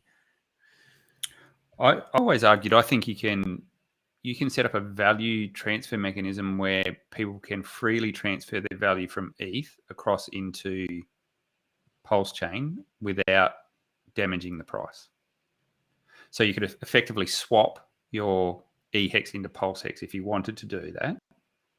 And maybe that's the way everyone migrates their value across there. Like if there's a HEX pool, so a P-HEX, E-HEX pool that is so deep that you can keep dumping into one side and the ratio stays almost 1-to-1, then you Isn't can that going to effectively be extremely deep? Isn't it going to be? Yeah, that's what I'm saying. You can have it extremely, extremely deep and effectively Yeah. transfer 1-for-1 without losing value. Like how It's many when hundreds? the ratio gets out of How whack. many hundreds of millions? How many hundreds of millions of HEX does the Pulse SAC address have? Sorry, say that again. How many? How many hundreds of millions of HEX does the Pulse SAC address have? Do we know that? But you can't assume it's going to be used for that purpose. I think that's No. maybe the I'm mistake not. that people I'm make. speculating. I'm speculating Yeah. that it could be used for that Yes, purpose. but yeah, I agree with you. I agree with you that there's definitely capacity there. That any large whale, it doesn't even need to be the SAC. The problem is that if no, the there's only ratio, 278. There's only 278,000 HEX in there, which means that it must have been moved. Yeah, it's got to have been. yeah. Oh, there's been, I think, heaps of stables have been extracted. Well, out no, it did and- get moved. It went across the PulseX. Oh, of course, yeah. It all sacked for PulseX. So I need to find where that is. Hang on, I'll find it. So that was the theory I had It's- long ago, and I could be way off the mark, but just that big deep liquidity pool of forked and bridged could set up a 1-for-1 transfer mechanism. That means if everyone wanted to keep their value and migrate it across, they could. So you'd effectively you'd vampire the value that's on ETH and put it across onto Pulse. Hey, is Silver the Antidote and other like on-chain type guys still floating around, like fucking the addresses to make sure that, like, because I just assume that everything is as it is in terms of whenever we make these comments to people outside of the community, where we're like the OA and all of its like daughter addresses and shit like that have never done, like have always done the thing, never sold any shit and done the best for the thing and benevolence and all of that. I assume, like, as in, I hope that there are some people who have got those addresses on watch and eye fucking the shit out of it to make absolutely sure that we're all telling the truth when we tell people that, because obviously that's an ongoing thing, right? Like that can change at any minute. It's not something that it's not something that you can say, okay, that's done.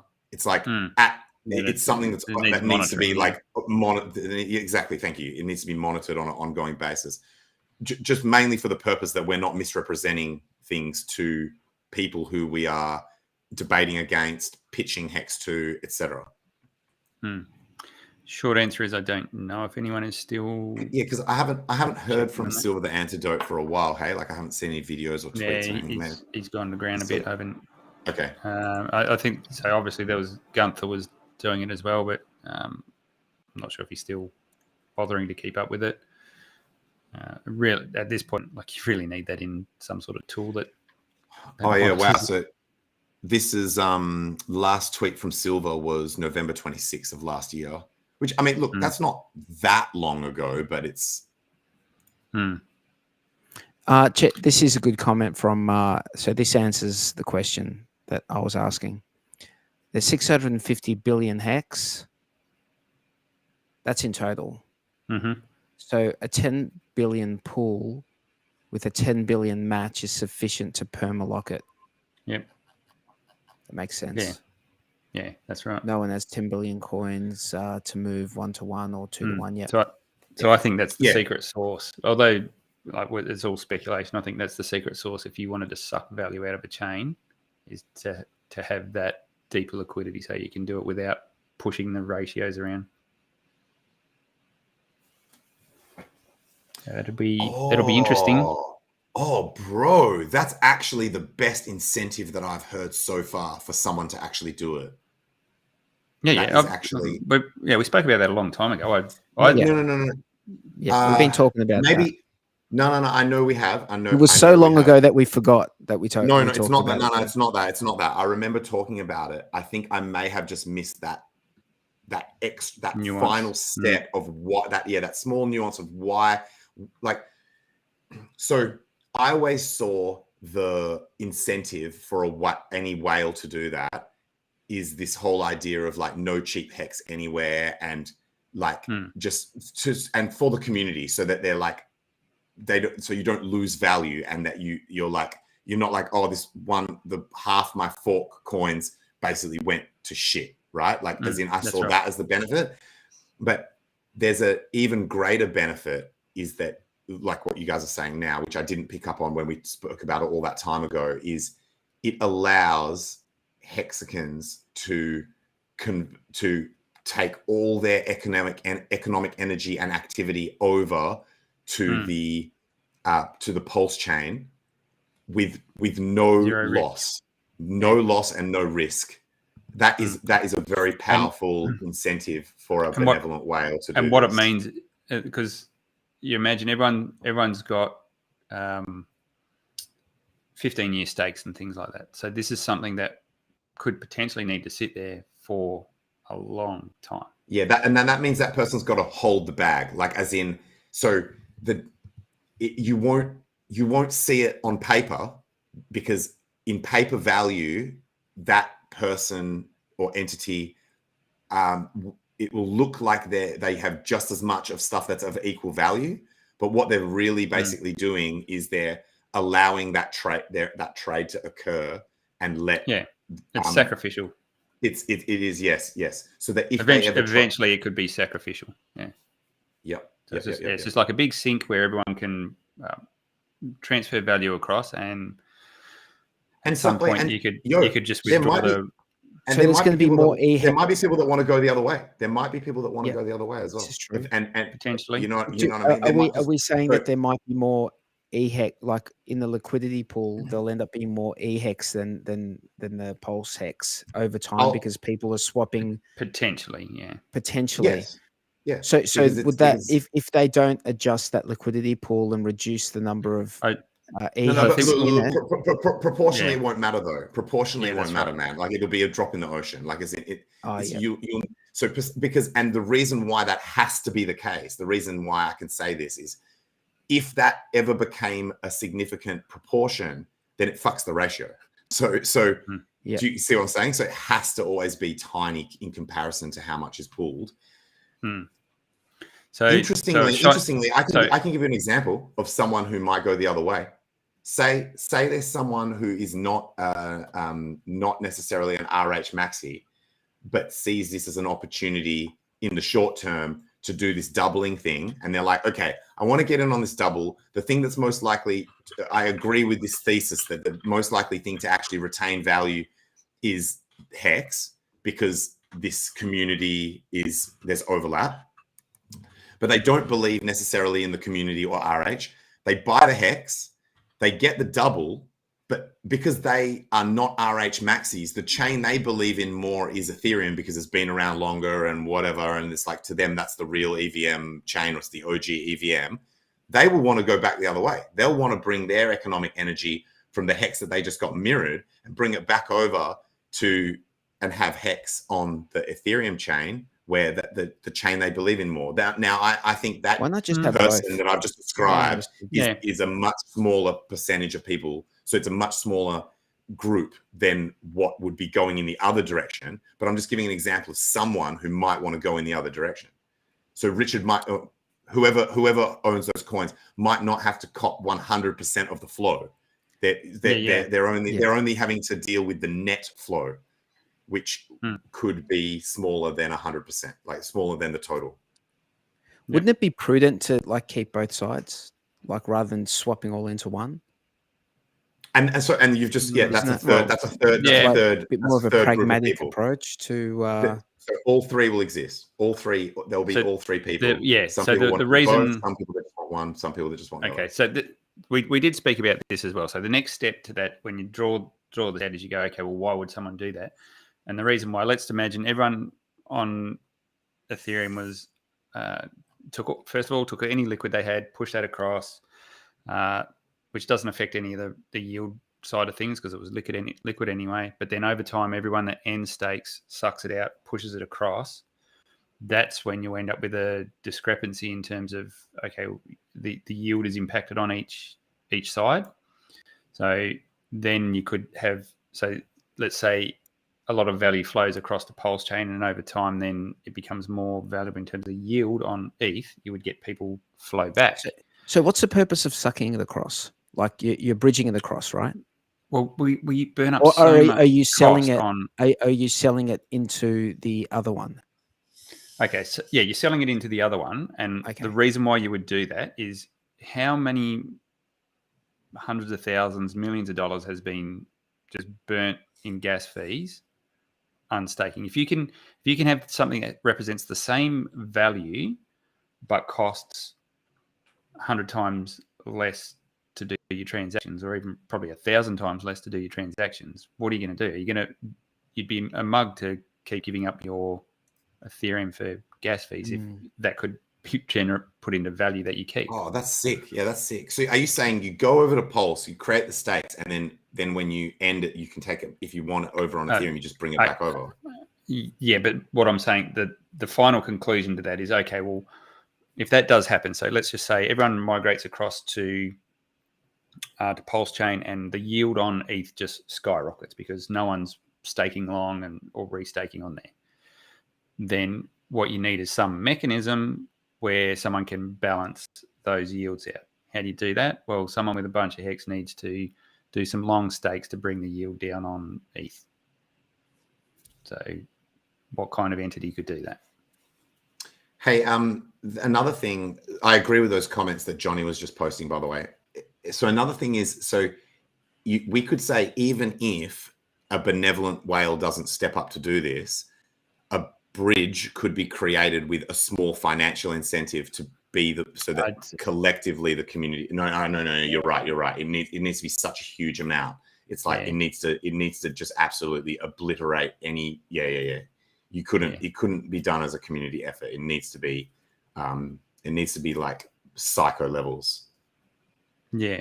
So the only. But say maybe the person doing it could make us put a small fee on it so that they're actually printing a shit ton of money. Because imagine that. So you know how in legacy finance, the way that some people get very, very rich is they just see a massive flow of money and they insert themselves. And I know crypto is supposed to get rid of middlemen, but that's what liquidity providing is. Exactly. Yeah, exactly. When you LP, you're saying, look, there's heaps of money flow here going backwards and forwards, and I'm going to provide a service because this is a service, right? So it's not the full leech shit that you see in legacy where these crony capitalists are just like middlemaning the shit out of thing, rent seeking and just leeching the system. This is like, I'm providing a genuine service here. Sure, it's with my own products, but whatever. And for a very, very, very small fee, but because the flow is so huge, you're printing money. Who doesn't want to print money? You'd be doing that just by virtue of being an LP in that. But we're talking about this HEX cross-chain bridge thing, right? But that doesn't need to be a bridge either. That can be a deep liquidity pool on either side. But eventually you'd want to. So hang on, let me tighten that statement up a little bit. You could have a liquidity pool, and you would need a liquidity pool on, let's just say, on the ETH side. You probably wouldn't do it there because fees are higher to do swaps and things like that. But you could have one side that has a deep liquidity pool there, and everyone can trade in and out, swap one HEX for the other. But then you're right, they would have to bridge that across. At some point, I think, because I think we've had this discussion before, and we landed on at some point there needs to be. But that service would be provided. That the service you're talking about would be provided at the LP level, not necessarily at the bridge level. Oh, I see what you're saying. Yeah, in terms of financially benefiting from this, it could be at any point in that step, like as in if there's multiple steps to the routing of it. In fact, this might be a good spot for me to mention. There's a bridge. There's a bridge aggregator, and it's still like in beta. And I noticed that some chains, my balances don't show up and stuff like that. So that they're ironing out the bugs. So it's not like, don't get too excited just yet. But I like this idea that these guys, they don't have a token. Their site just literally aggregates all the bridges together, and also it also uses dexes and shit. So you just literally put in, this is insane. You just put in, like, say, I'm on Optimism chain and I've got USDC, and I want HEX on the Ethereum chain, and it just works out the full route, including dexes, maybe a dex on both sides and a bridge, and it looks for the option that's going to get you the best price and the fastest, the most efficient route, which I think is pretty insane. And a couple of the ones that I trialed, it sounded like, you know how normally when you bridge, you cop a big cost. Like sometimes bridging, particularly not so much if you're going up from Ethereum to a layer 2, that can be quite inexpensive. But when you're coming back down, it can be actually quite expensive. It can be like $20 to get down from a layer 2. In gas fees or in a clip? In gas. In fact, I'm not sure exactly where those fees go. I think some of it is obviously the gas at the Ethereum layer. There's like probably $5 or so at least in gas fees at the Ethereum side. But I think these bridges, some of them just charge a lot or have high fees or whatever. I've just noticed sometimes you cop it, you lose about $20. I think that's going to be the big breakthrough this next run is get rid of bridges, but have some sort of IBC. This cycle is that layer 0 interoperability, whether it's through like improved bridge technology or some kind of new protocol, whatever, that's going to be the shit that is going to make. So that's what, so if you've got, man, that's what Tendermint does, and I'm assuming you can bolt on all your EVMs to that. I'm pretty sure you can. So you have this core protocol that just all it does is facilitate all those. I guess they're like an atomic swap sort of thing. Whether or not that's the correct terminology, I don't know. but get rid of the smart contracts that are bridging things and have the chains connecting together. That actually tech would have is been there. Yeah, There you go. that would have actually been pretty psycho if instead of doing a layer 1, if Richard had done a layer 0, then all these other chains, and if it was legitimately the best, like, so it's the cheapest, fastest, most effective way that you could move between chains, these motherfuckers wouldn't be able to ignore us anymore, because it's like, if their users want the best way to move from chain to chain, which is what everyone wants, like everyone wants to be able to trustlessly move around all these different chains, it would be like, you can come to us, like you can join our community, or you can get fucked and be like living in the Stone Age. Excel, can I ask you a question? What does that look like to you, like from a UX perspective? When you go to, so you're talking about not really having the bridge, but just being able to move from one chain to another. What does that look like from a user experience perspective? Like, what does that DApp look like? Is it just like you connect a wallet, and then you're selecting the token or the coin in that wallet and saying send it to this chain at this address? Is that what it looks like? I think look, I'm now starting to get a bit out of my depth of knowledge, because if that's the case, then there's stuff already out there that sort of does that. I mean, that's what I'm saying. The tech exists. It's just I'm just looking at a website right now called sideshift.ai. Yeah, and sideshift.ai is a website where it's no KYC or anything like that. No sign up, and you can swap from one chain to a different chain, different tokens. So I mean, from a user perspective, I guess the question is the back end, like as in what exactly are they doing that allows that to occur? Yeah. So what you want to be able to, where it'll eventually get to is you may have tokens on network A, but there's literally another protocol on a different network that you want to interact with, and you don't have to actually send it to another wallet over there. You can actually interact with the contract from the native chain that you're on. So when we get to that level of being seamless, and I don't think that's far away. That's sort of like layer 2 composability type like discussion, isn't it? Layer 2, yeah. Well, is it layer 2? Well, no, not. Yeah, I don't know, because you got. If you're talking about doing it for low fees, I think what Tangent said, I think it's that layer 0 thing that everyone was talking about. Whether or not layer 0 is the correct terminology, because I thought that was. I think layer 0. I think layer 0 is the correct term, because it's like then all the layer 1s basically become built on top, like as in they become almost like dApps on that layer. Because and then that means that you can transfer between everything, because it's if everything layer 0.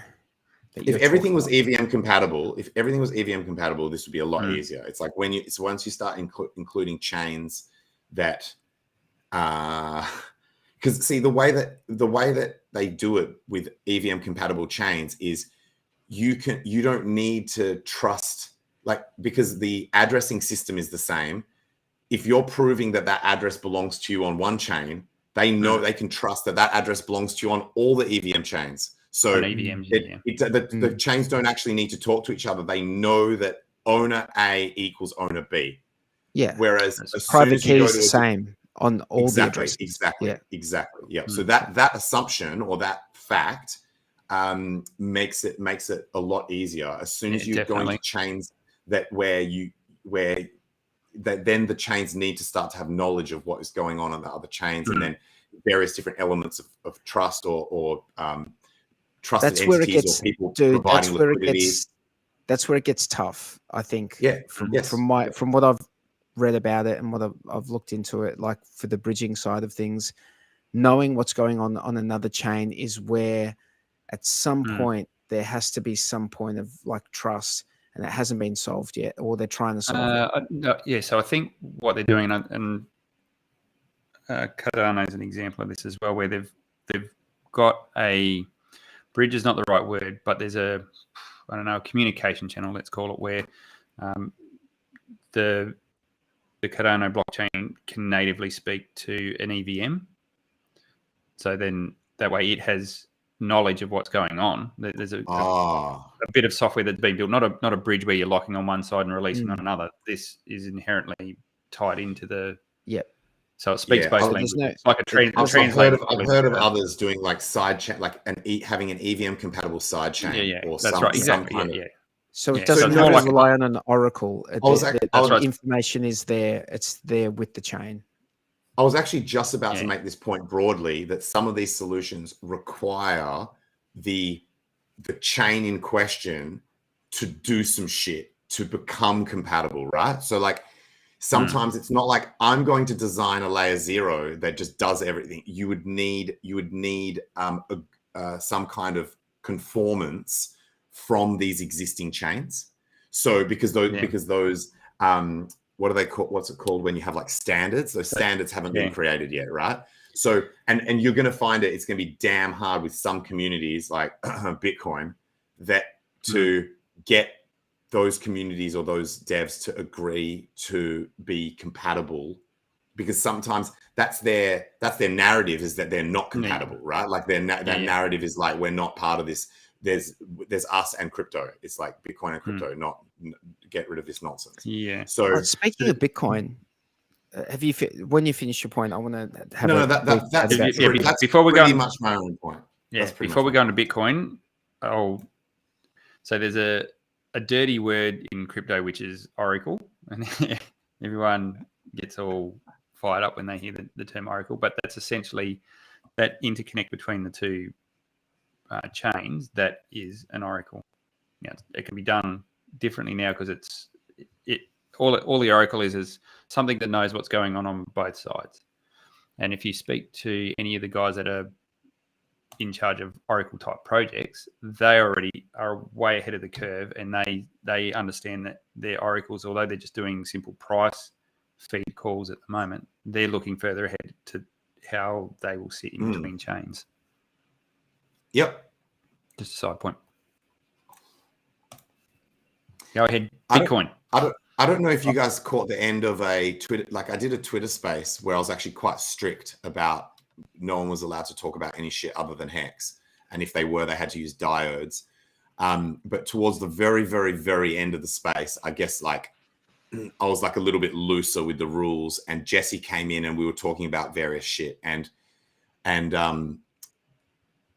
he mentioned that inside the bridge that Richard has, there's that out of if you look at the tokens that Richard's got in the ramp, it's like the Pulse ramp or whatever it is, that there's a token of an oracle called Teller, and that that his suspicion is that might be the oracle that PulseChain is going to use, because it's one of the more like decentralized.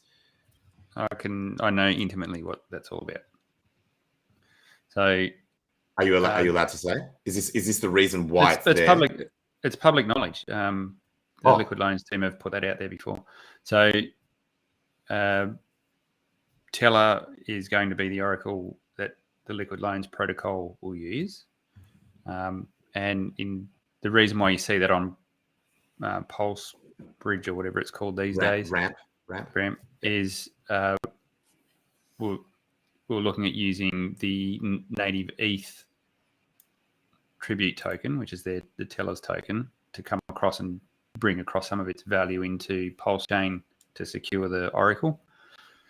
And that's probably where I'll stop, because that's probably all that's public. But why would Richard give a fuck? It's nothing to do with Richard, but that was a request. That was a request made to the. I know exactly what's happening. That was a request made to the. According to Jesse, Richard's the only one that can control what's in that bridge. Correct. It's not a public thing that people can just add shit to. Exactly. So why would Richard give a fuck? What, like, he's made it pretty clear in the past that he doesn't really give a fuck about other projects other than his own. Like in terms of that's like, the facts, man. Saying. But so, well. So the Pulse ramp, the Pulse bridge developers had to enable that to be able to be brought across. If they give a shit about liquid loans being able to properly test their stuff. Well, it's not even that. Like liquid loans can test all they want. It's up and running. But so no, okay. So I guess my question what I'm is, saying if Richard had said, "Yo, I don't want to have the chance that someone's going to look at what I've put in the bridge and give undue credibility to some fucking project that's not one of mine," what would the problem have been? Like, what issue would that have caused if he'd said, "I'm not fucking doing that because I'm not promoting some shit that's not mine"? Well, then you wouldn't have bridged teller tributes across into PulseChain. You would just have to launch a token on PulseChain. But surely that can't be the only one where someone would be like, "Yo, I need this token, and for this protocol to work, we need this token," and like, there must be other examples. All I can tell you is the little that I know. Okay, all right. So I guess I mean, I think I might be more confused now than less. No offense, but so are you basically saying that, in your opinion, this does not necessarily indicate that Teller is going to be a main oracle or the oracle of PulseChain? There's some other reason why it's there. No, what I'm saying is, it is public knowledge that Teller is going to come across and be the oracle used for liquid loans at this stage, unless something else happens, and that oracle will exist, and anyone on PulseChain can use it. Okay. So may or may not be the main one. Like, may or may not be the main one. Will be usable. That comes down to adoption. So who choose? If there's other projects that choose to use it, if there's other services that choose to use it, then it'll get more adoption. I would personally, we need more than one. I don't know what the guys at Fiat are doing, but there needs to be more is better, because then you can have failovers and things like that. And just competition in the market for Well, it's a backup, so you don't want to be relying on one thing. If there's more sources where you can go to and make protocols more robust, then that's what you want to do. Dope.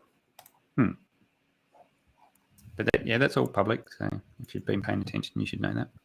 I missed. Not you personally. No. I know you meant the general you. That I did miss that. I didn't see any shit about that until Jesse told me in that Spaces. I must just not have. I've got notifications turned on for very few people on Twitter. Like I've got you, Jexer, and like Richard Hart, obviously. But because I follow so many hexagons, I can't have notifications turned on. Yeah, I'm the same. I don't put notifications on for most. So that's probably how I missed that. Was I might not have it turned on for those people or those protocols. Yeah, no, cool things are happening. There's a lot going on. Yeah, there's probably so much going on that we're not aware of as well. And that's I think a lot more will get revealed as when the time arrives and things launch and you start seeing all these things rolled out. I may have said this before, but something that really highlighted to me how far we've come is when we forked over onto the Ethereum proof of work chain, and so you've got that default expectation of what you can do in DeFi, and you're just constantly hitting walls of shit. Like if teams and people and protocols didn't come over and support their shit, you're just constantly hitting walls, and everything has to be built. And admittedly, that community and our community over there has done an amazing job of actually actively building shit. Bob Lagai has had shit being built, and so like it's highlighted two things to me really. Is one, the enthusiasm and the amount of like building that can occur, particularly when people are enthusiastic and when shit is open source, so that you don't have to worry about any kind of like licensing and legal issues and stuff. The speed at which something can come up to speed, and also the things that we were taking for granted on Ethereum that just work, that have multiple things that allow that thing to work is insane. Yeah. And it's a bit like when you have an injury and you're like, oh, I didn't realize how much I used my arm until it was sore. It was a bit like that, where you're like, holy shit, like there's a lot going on. There's a lot of stuff that we've come a really long way. Yeah. And we said this a while back, and that's why I think PulseChain will be that DeFi mecca, because there's a lot of things that just by, let's just say the gatekeeping happens again, just purely by having that gatekeeping, it means things need to be done in a way where they're not relying on other centralized things. Hopefully over time you get a broader adoption, but I hope we don't end up back down the path where we just turn everything back into this fake DeFi stuff. I think there's been a good precedent set, and there's been a culture set where everyone's trying to do proper DeFi on PulseChain. That is definitely going to get watered down, but if we keep that as a general, I guess, keep that culture, then I think that's a good place to be. I think something that's massive for PulseChain, that's a massive positive, is because on Ethereum proof of work, the HEX community has had to step up and build a lot of this stuff and support a lot of this shit. And the support level is not 100% of our community. Whereas imagine on PulseChain, if there's something that, if the community largely all voices that there's something that's not working properly or something that is wanted, if there's a demand for something, you know how quickly that shit's going to get built? It'll be like instant, right? Particularly if people think that they can profit off doing it, which is fair. It's like this is going to be the most explosive build out of a fucking layer one that is ever going. It's going to be nuts. It's going to be absolutely insane. I think we're going to go through a couple of rebirths. So the first one is everyone's been doing a lot of the low hanging fruit, which is forking things and getting things, the services up and running that you need. But then you've got people like Alex and not just singling him out. There's a lot of other people that are actually building stuff from scratch, and we're pretty lucky in our community with the amount of devs that we do have that build stuff from scratch. Yeah, man. And I think when they're given this platform that's fast, highly decentralized, and I truly believe that PulseChain will be one of the most decentralized in terms of nodes and things. Same. So there's going to be an awesome platform to build on. And with that stuff that came up recently, which in my opinion is still only partly resolved, about Adam Back and Luke Dash Jr. wanting to, that it was claimed they wanted to censor transactions on Bitcoin or something. But something to do with NFTs or something. They're trying to protect against DDoS. Oh, there's that shit about there's that shit about NFTs I saw in the news as well. That that's what I wanted to bring up. That the ordinals protocol. Yeah, ordinals. Yeah. So regardless of what this is about, is in my opinion, Bitcoin is still one of the better cryptos in terms of these aspects that are important for crypto. And I'm like, PulseChain, hurry the fuck up so that there's something that I can be like, okay, now I can breathe a sigh of relief that if Bitcoin is a fucking NSA psyop, or if Bitcoin does get co-opted by the government or censored, or that, the main debt, whatever, if something goes wrong with Bitcoin, I'm actually going to have somewhere where I can fucking feel safe. They're talking about self-censoring though. Where do you stand on that tangent? I'm interested to know. Do you think that, Bitcoin should be just a simple transaction only financial chain that is left the way it is? Or NFTs on Bitcoin should be done on a layer 2. It should be done on Lightning or something. It shouldn't be done on the base layer. Stupid. So effectively someone found a loophole. Someone found out that because of an upgrade they did for Taproot, it allowed in the opcodes you can put data of it's opened the door to like more variability in the data that you can insert. So people worked out. So this is one of those things where it's like, I know code is law, but this was not the intention of Taproot. And someone's going, I think I can but do isn't like a this workaround. Isn't this what people, detractors, have been talking about? Like they've been talking about this for ages, that when you like messing around with the code of Bitcoin may have unintended consequences. Isn't that like this doesn't it just prove the point? Yeah. Like So their theory of it's a completed product is not true. Absolutely. Yeah, like the fact that like when you're dealing with, and I'm going to use the spaghetti code thing, but when you're dealing with something that's not modular, you might have unintended consequences. You'll have that even with stuff that's modular. You'll have that with any code that you mess around with. But like, doesn't this just prove what, some people have been saying, that they should just leave Bitcoin just to do what it does, leave it alone. You don't want any unintended consequences. Now, now what do? It's not like they can, like, what do you do? Do you roll it back? Do you roll Taproot back? What do you do if you don't want that?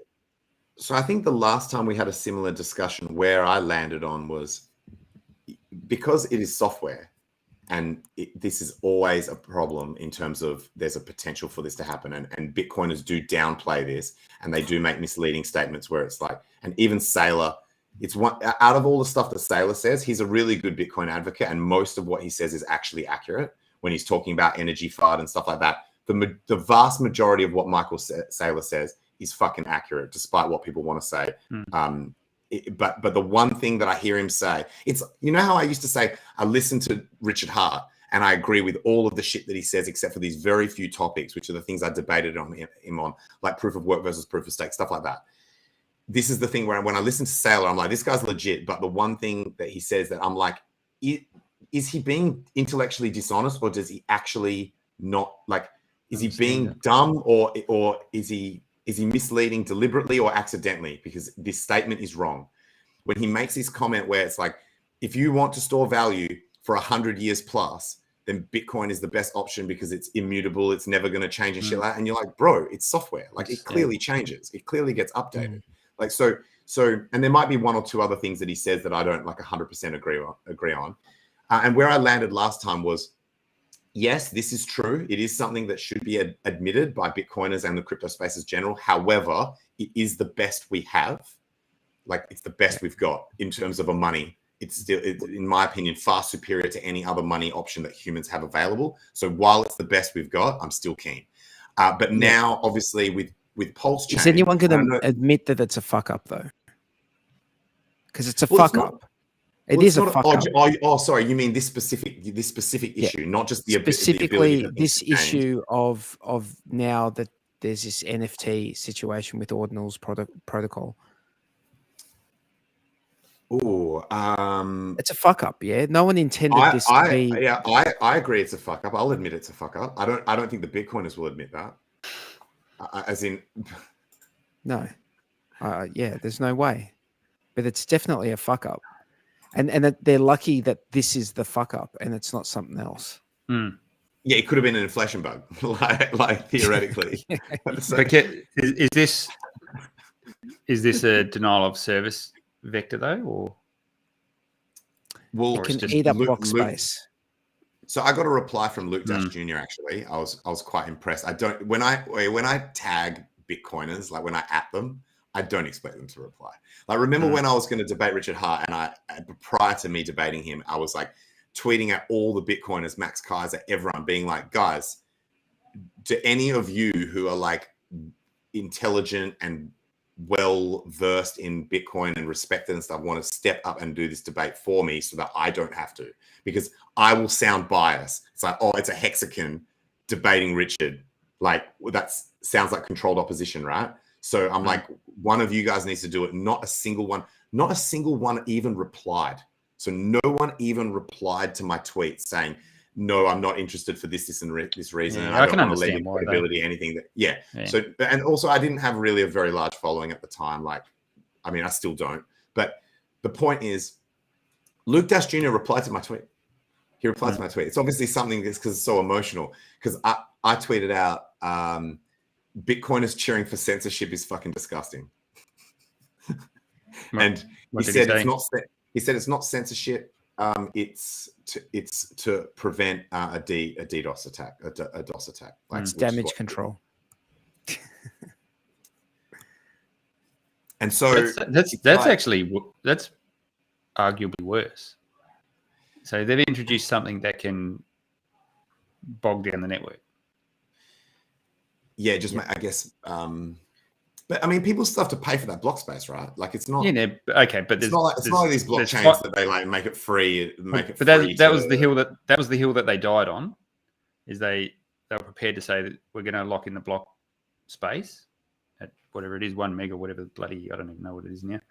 But so it went to a virtual space of like almost 2, and then now I think it's closer to 4 or just over 4 or something, as it's like virtual. So that was the hill they were dying on, where they said we don't want to increase that. Now they've got this thing that basically breaks that mantra, because if people do this more and more, then block space gets consumed by what they'd consider garbage, and leaves less room for what they'd consider legitimate transactions. And then the result is either fees go up, which probably might be good for miners, but transaction speeds would go down in terms of finality of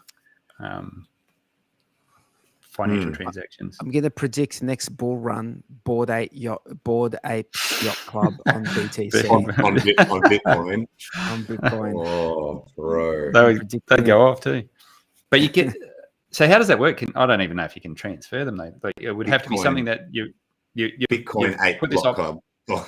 But if you put an opcode into a transaction, it's not like you can move it around or do anything. I'm assuming it's just registered on the chain.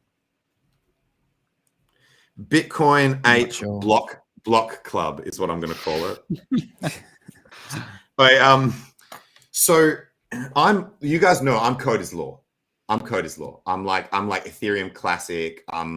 Fucking hackers get to keep the funds. Like there is no hacking there's no hacking if you're on a blockchain. It's like you set the rules, we play by them. It's code is law. I'm far down that end. So I think they either need to come up with a solution. Like Luke Dash Jr. is fucking genius. Like he was actually the one that made it so that SegWit could be integrated into Bitcoin without a hard fork. He changed it from being a hard fork to a soft fork. That's how smart this guy is. He's a fucking genius. That's why I also get a bit. Like I get my back up a little bit when I hear the HEX community shitting on some of these Bitcoiners, where I'm like, guys, these guys are still cypherpunks. They are still fucking highly intelligent developers. Like, you guys are disrespecting these people unnecessarily. Like, it's too harsh, right? So sure, make the comment be like, so keep the comment specific. Be like, these guys have not looked into HEX. These guys are saying bad things about HEX without having looked into it properly. These guys don't understand HEX. Those comments are fair. When you're like, this guy's a fucking dumbass. No, he's not. He's a fucking genius. Like, so anyway, maybe we need to get an HSI. Maybe these guys can come up with a solution that doesn't censor IP. Like, I don't know what they're coming up with these ideas of how to sense, like, what this boundary of like censoring certain things. I mean, there's also there's originally that accusation against how they did it with colored coins and Omni and shit, where they how they did that. But that was obviously was that censorship? Is it censorship if you?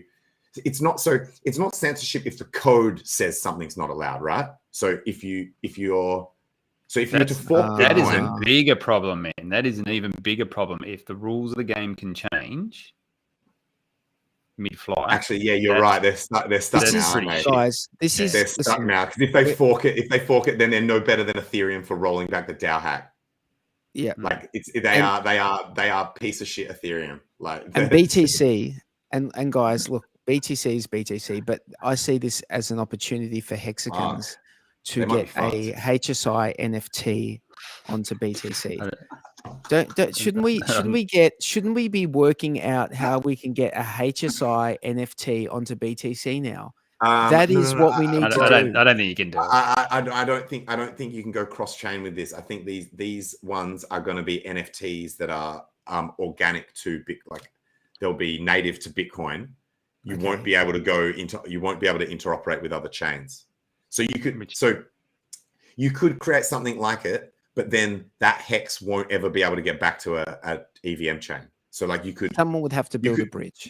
Ren Bridge exists. You could build hex. You couldn't. Sorry, because they don't have smart contracts. This is real basic shit. This is not smart contracts.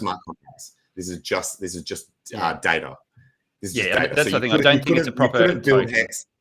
You couldn't build hex on BTC yet. Okay, so my understanding, and admittedly I've done zero research into this, but just thinking it through logically, I don't think it's a proper token, like a proper NFT. Maybe it's a string of characters that point to IPFS or something like that. I was going to say I could tell you what you could do. I could tell you what you can do.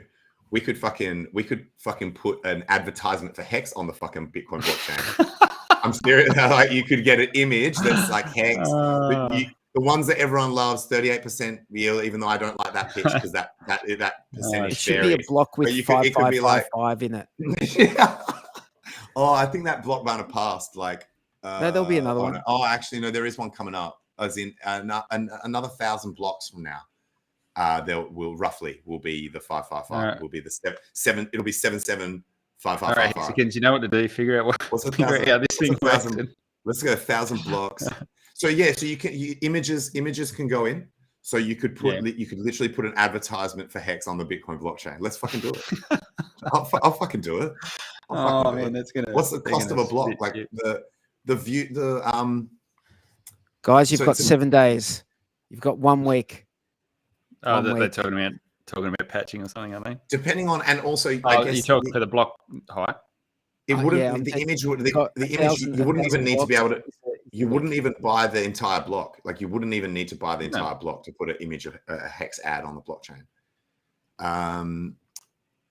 In fact, you could do it on BSV for free, nearly. Oh, and that actually might be a way to start. It's just doing it on every chain, on every low fee chain. It should definitely be on block 5555. Okay, I'll do the math on how far away that block is. It should be 7 days away. I'll have to do a bit of research. You said it was 1,000 blocks away. Is it? 1,102 blocks. So it's about a week. It's about a week away. Times 10 minutes, divided by 60 to get hours, divided by 24 to get days. Yeah, you're right. 7.6 days. So we've got just over a week, boys. And then, oh shit! Look behind me. The Hex price is pumping. Yes. Every time lately that I've been interacting with the community, Twitter Spaces. I know one of my Twitter Spaces was big pump incoming or something, but that might have had something to do with it. But the Hex price has been pumping every time I've been doing stuff. So yeah, we've got just over a week to work that out. Let's go look at the Hex price. Yeah, we should look at the chart. I mean, I had that shit zoomed right in though, so that pump is probably not that crazy in percentage terms. No, I don't think it is. Let's take a look. 262. All right. Well, you guys better than nothing. Better than down. Better than downwards. That's true. Did you guys have anything else you wanted to go over? Well, just briefly that the Bitcoin chart that we've been keeping an eye on, the 3-day cross, that's imminent. So we'll test Tangent and Mind's theory about whether the price needs to be close to the cross to see whether we can lift off. That is literally probably tomorrow or the next day that'll cross, which was something we're keeping an eye on. See what happens. Remind me again, was that between the... 3-day chart. 200? That was Oh, that's right, 3 day. That was a 21 moving average on a 3-day chart. That was at 6. Okay, yeah. 3 days, whatever. And an effect. Very cool. 150. That will still happen. So basically, HEX has been in an uptrend all year, and so has the broader crypto market, obviously. But we've been making higher highs and higher lows for the entire of 2023 so far, which is good. Take that. Yeah, I didn't have too much else to. Actually, I do want to give a quick shout out. This is going to be a bit of a flow on. So the radio interview that I done today, which I'm not sure how broad an audience that it will get to, but that was just generally on DeFi and the crypto market. But the guy that hosted me, Brandon, so a shout out to you, mate, from Orange Brick Road. He will be having Adam Stokes on there and also Randy Hilarski coming up as well. So very cool.